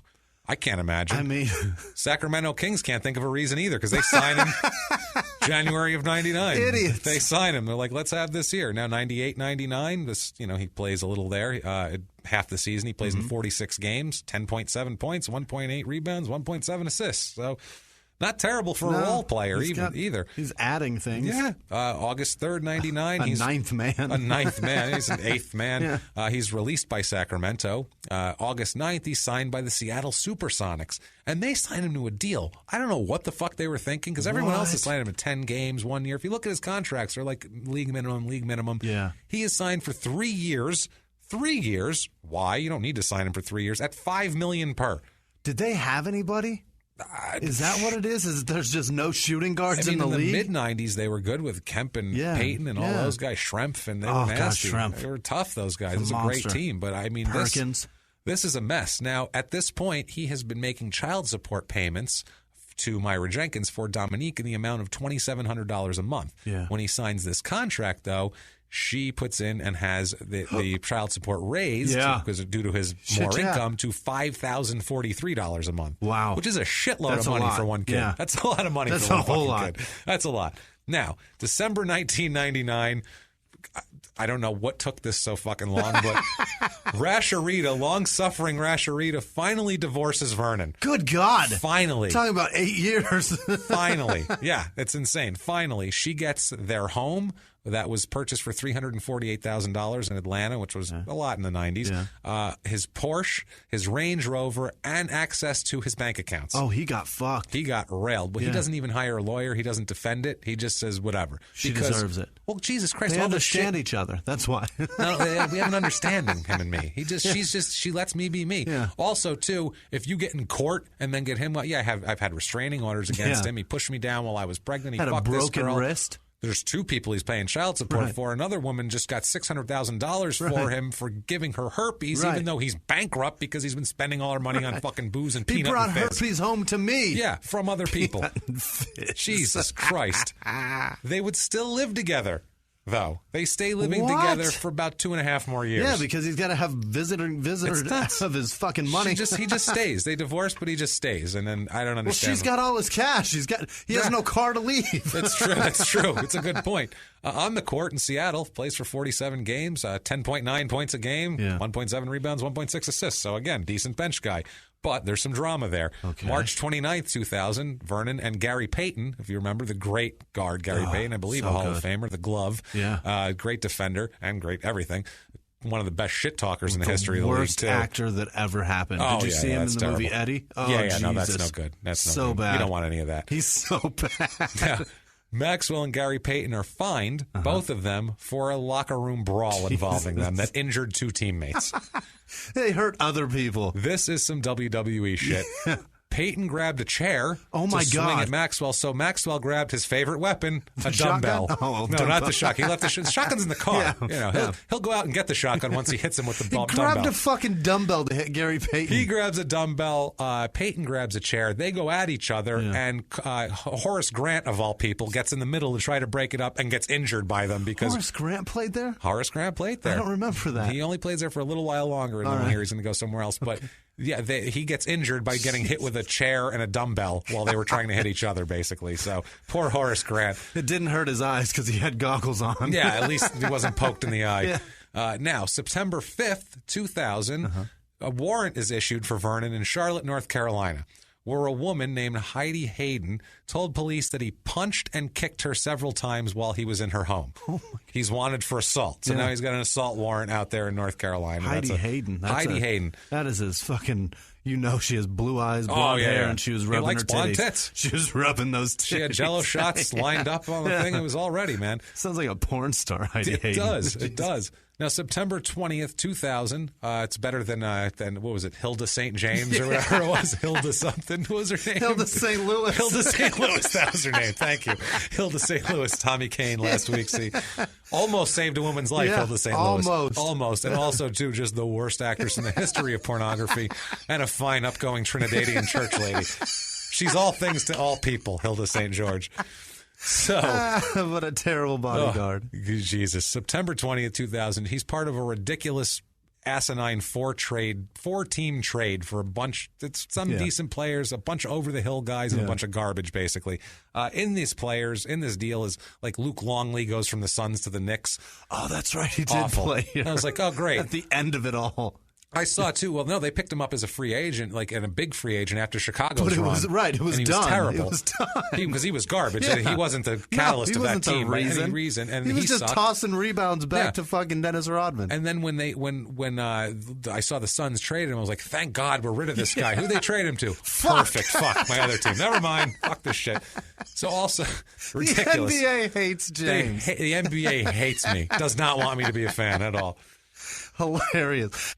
How brutal was that Knicks-Suns fucking brawl for you then? I loved it. It was great.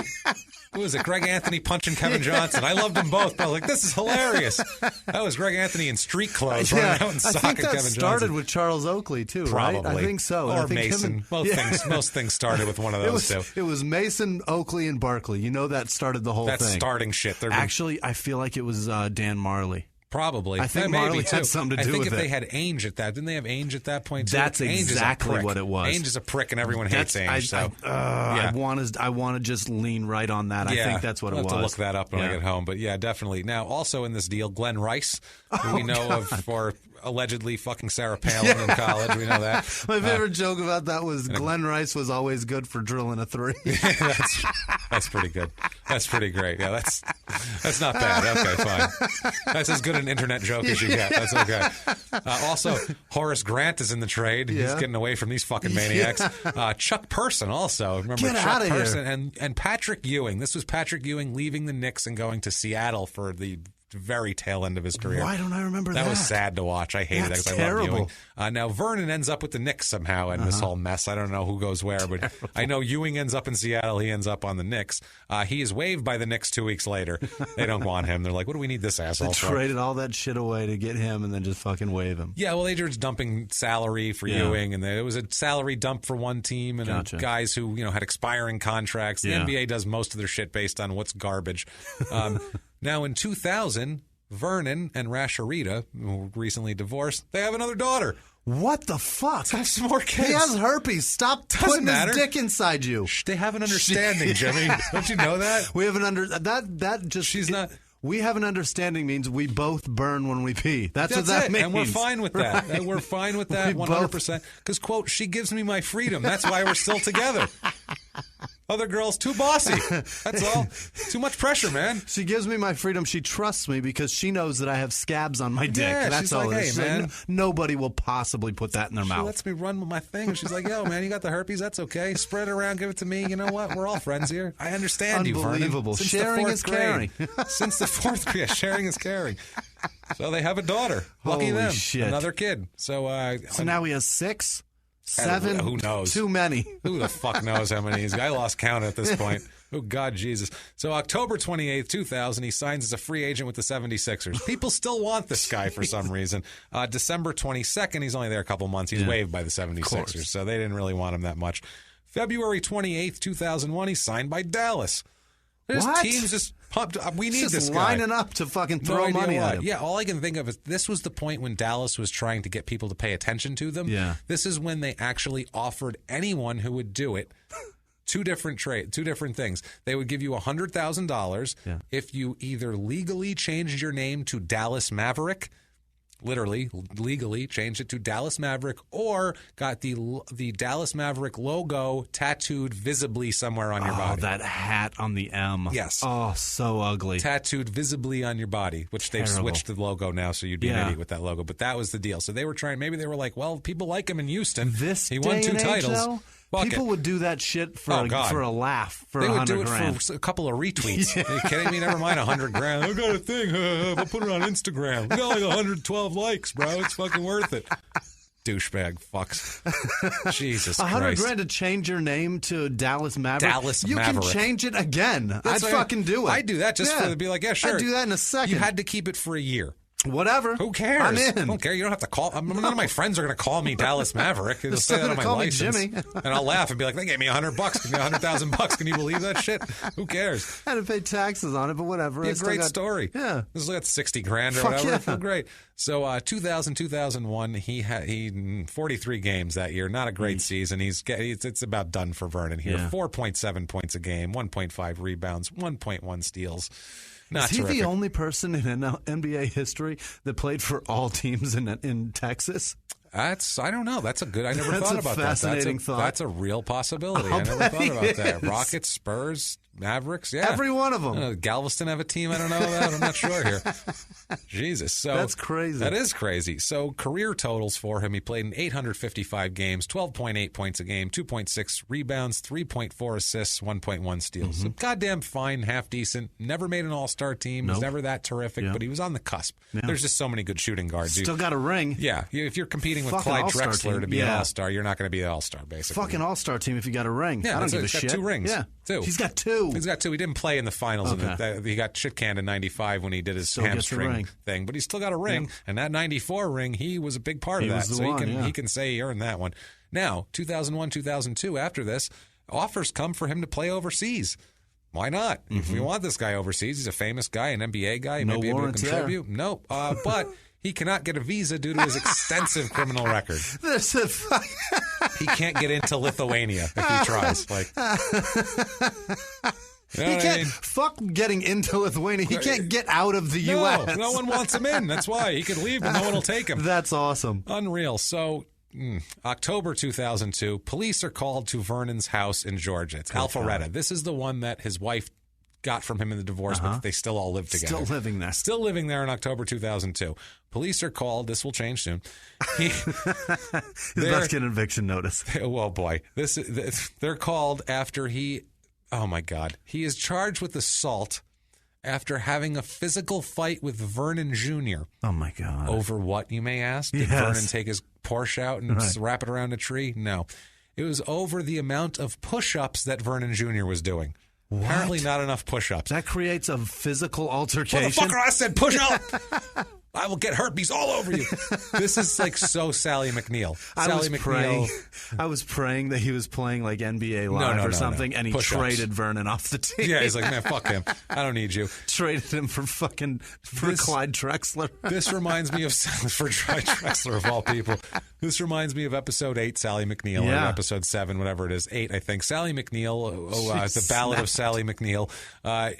This is like when her husband beat her up because her shoulders were not defined enough. Remember that? Your shoulders are not defined enough. I need to punch you in the face.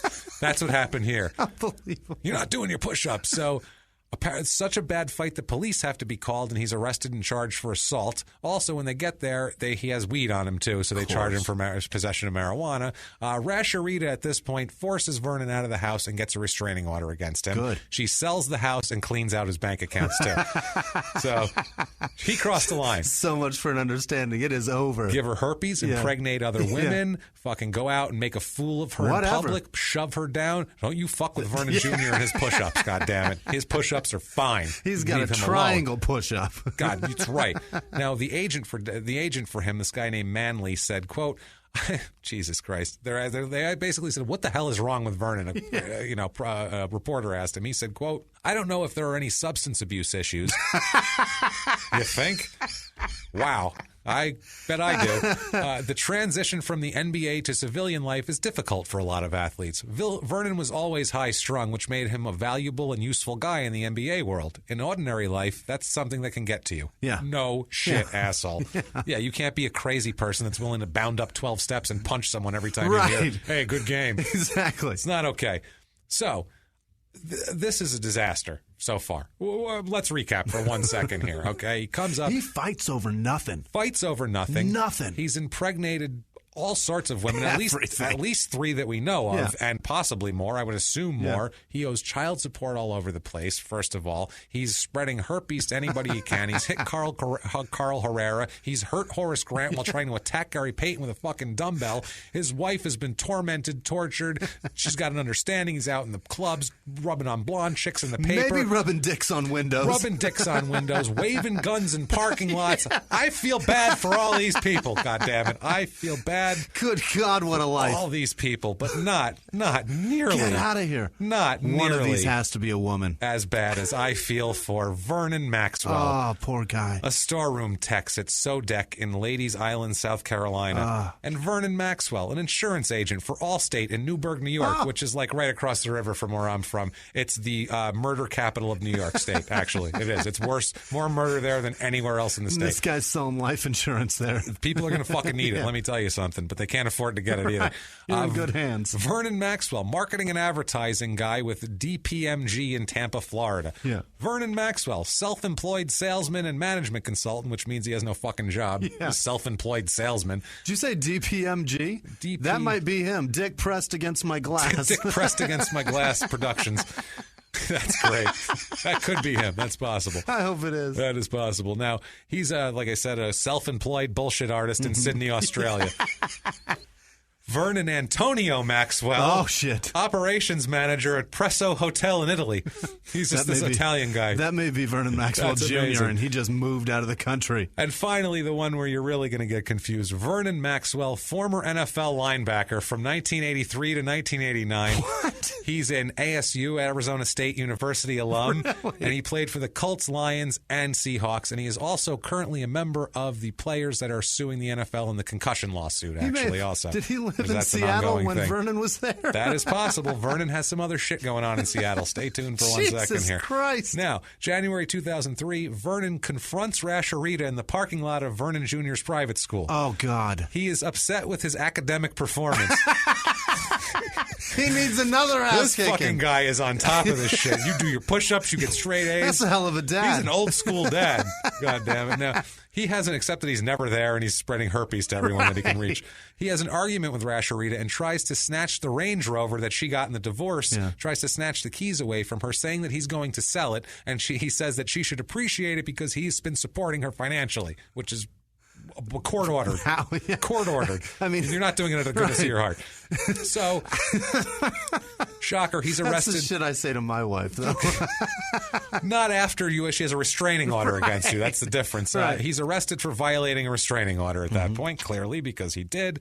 Now, early 2004, good Lord. This is a bad one, too. It's in Marietta, Georgia. Vernon is arrested. Back home. He is with a female friend. He is with a woman named Belinda Bean, Beine, Bean. Okay. I think that is how you say that in the last name. He apparently took her from somewhere else against her will to her home and locked her inside. That is kidnapping. That is kidnapping. When she tried to escape, he beat her. And assault. Even struck her with a TV tray. Oh, my God. Like I said, he thinks he's a WWE guy. He didn't have a dumbbell handy, and there was no glass to press his dick against, so he just beat her with a TV tray. Bruising all over her back. He's arrested for kidnapping and aggravated assault, which is not terrific. When arrested, they asked him his name, and he told the officer, Kenneth Shaw. Fucking asshole. So he doesn't even admit who he is.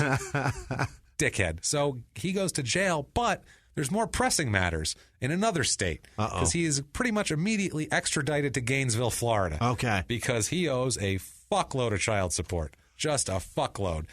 April 15th, he spends 5 days in jail for failure to pay child support for Dominique, who is 15 at this moment. Records show that he hasn't paid the $5,043 child support per month since May of 2001. Oh, no. 3 years. He was able to get his bail reduced from $108,000 to $20,000 to try to get out. Myra Jenkins, the mother of Dominique, said, quote, he's just a poor excuse for a human being. He's a poor excuse for a man. No man should run from his responsibilities. If he were a garbage man, I'd be fighting for this the same way. God damn it.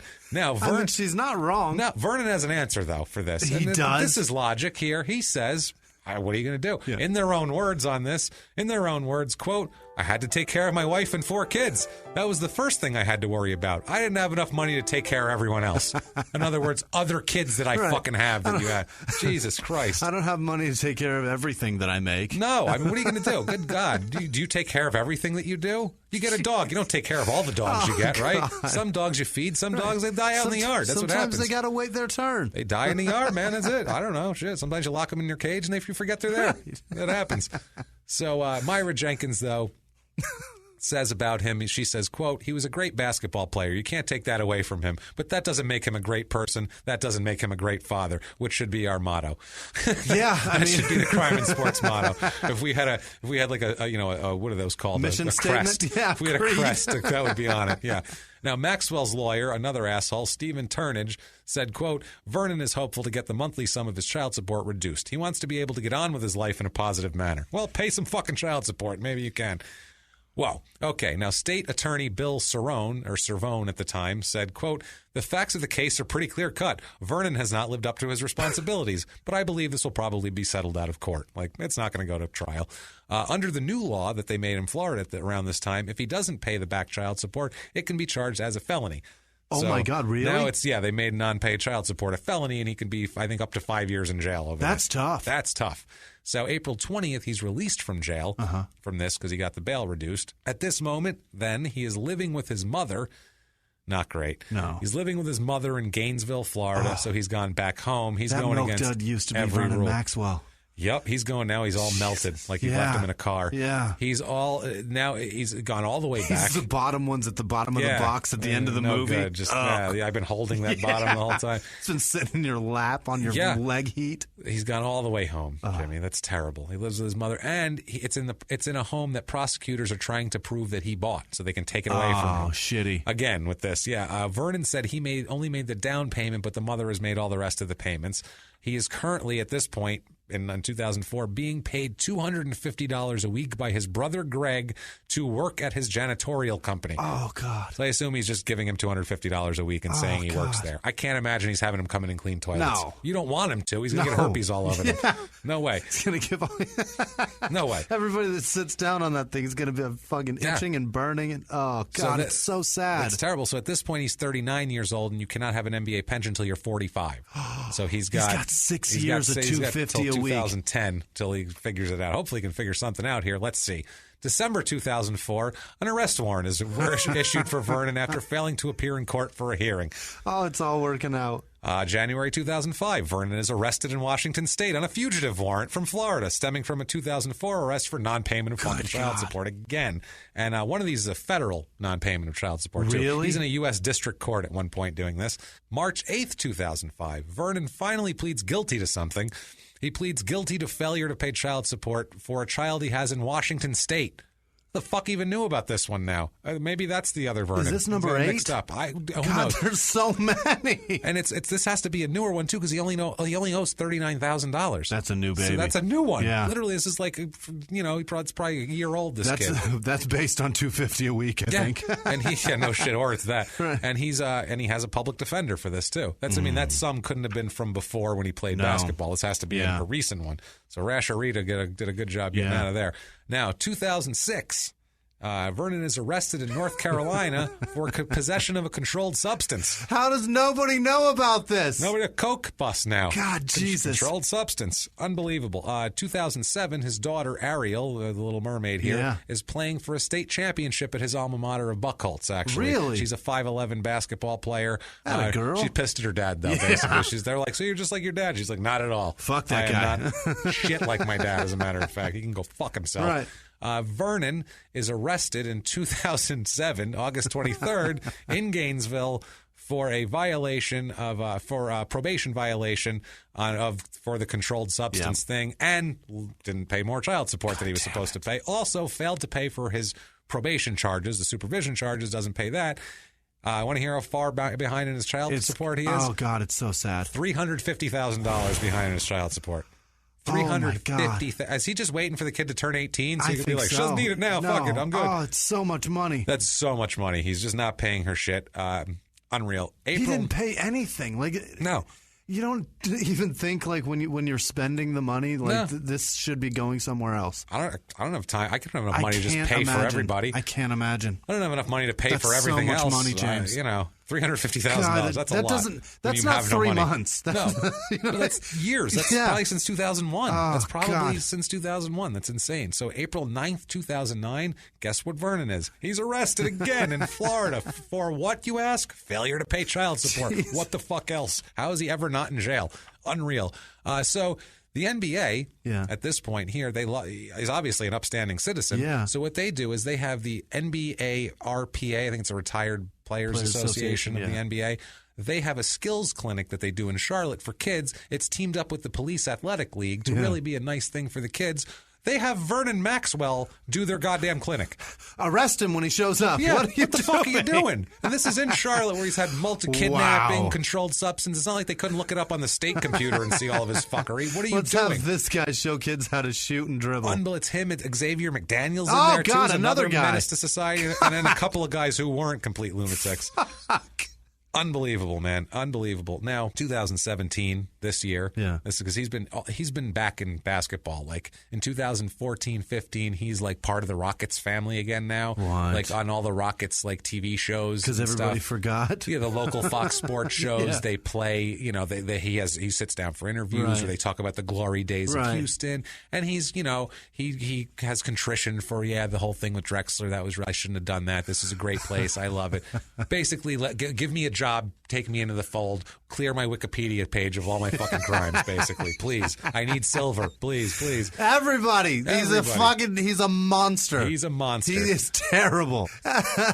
Now, if you cannot get enough of Vernon Maxwell, you're just fiending for more things Maxwell, you can go on to eBay and get a signed Vernon Maxwell jersey for only $76.49 with $7.95 shipping. That's a deal. Which is not bad. A jersey itself is $80 because it's got his useless autograph on there. It's cheaper. Yeah. On Amazon, you can Since this jersey is stained over here in the vague shape of Vernon Maxwell's autograph. No shit. Well, that's a little... We'll drop $6. We'll knock a few bucks off. What do you say? It might have herpes on it. Let's be realistic. Come on. He touched it it's got stains. It's not good. So Vernon Maxwell, you can get on Amazon a Vernon Maxwell signed Rockets 1993 Fleer basketball card for $21.99 with free shipping. Wow. I'm not paying that much for his autograph. Also, too, you can get, this would be neat if you're a Rockets fan, a piece of the wood floor from the old Houston Summit, which is cool. When he came in. It's their old arena for $99.99. He autographed it. Yeah. It says Mad Max under it. That floor was kick-ass. It's a cool floor. Yeah. It says Mad Max under it. He autographed it. If you're a big Rockets, like old school Rockets fan, something you would want, maybe get multiple players, not just have... That was like a dark wood grain. That was kick-ass. So. Yeah, not just have I only like Vernon Maxwell in there. He's the only one I could afford. Him and Herrera, but he couldn't write his name because he has brain damage from getting hit with a fucking barbell. So, yeah, that's Vernon Maxwell. Wow. Bet you didn't know all that shit about him because I didn't. I just thought he was a cool basketball player. I hope Vernon Maxwell hears this and goes, I hope so. Fuck, how did they what find happened? it? Jesus. If you would have said Vernon Maxwell, I would have said, 94, 95 Rockets, and he ran up and punched that guy. That's all I would have known about it. And I loved him. And, this, holy shit. What Rained a mess. threes. So if you like this, please do us a favor.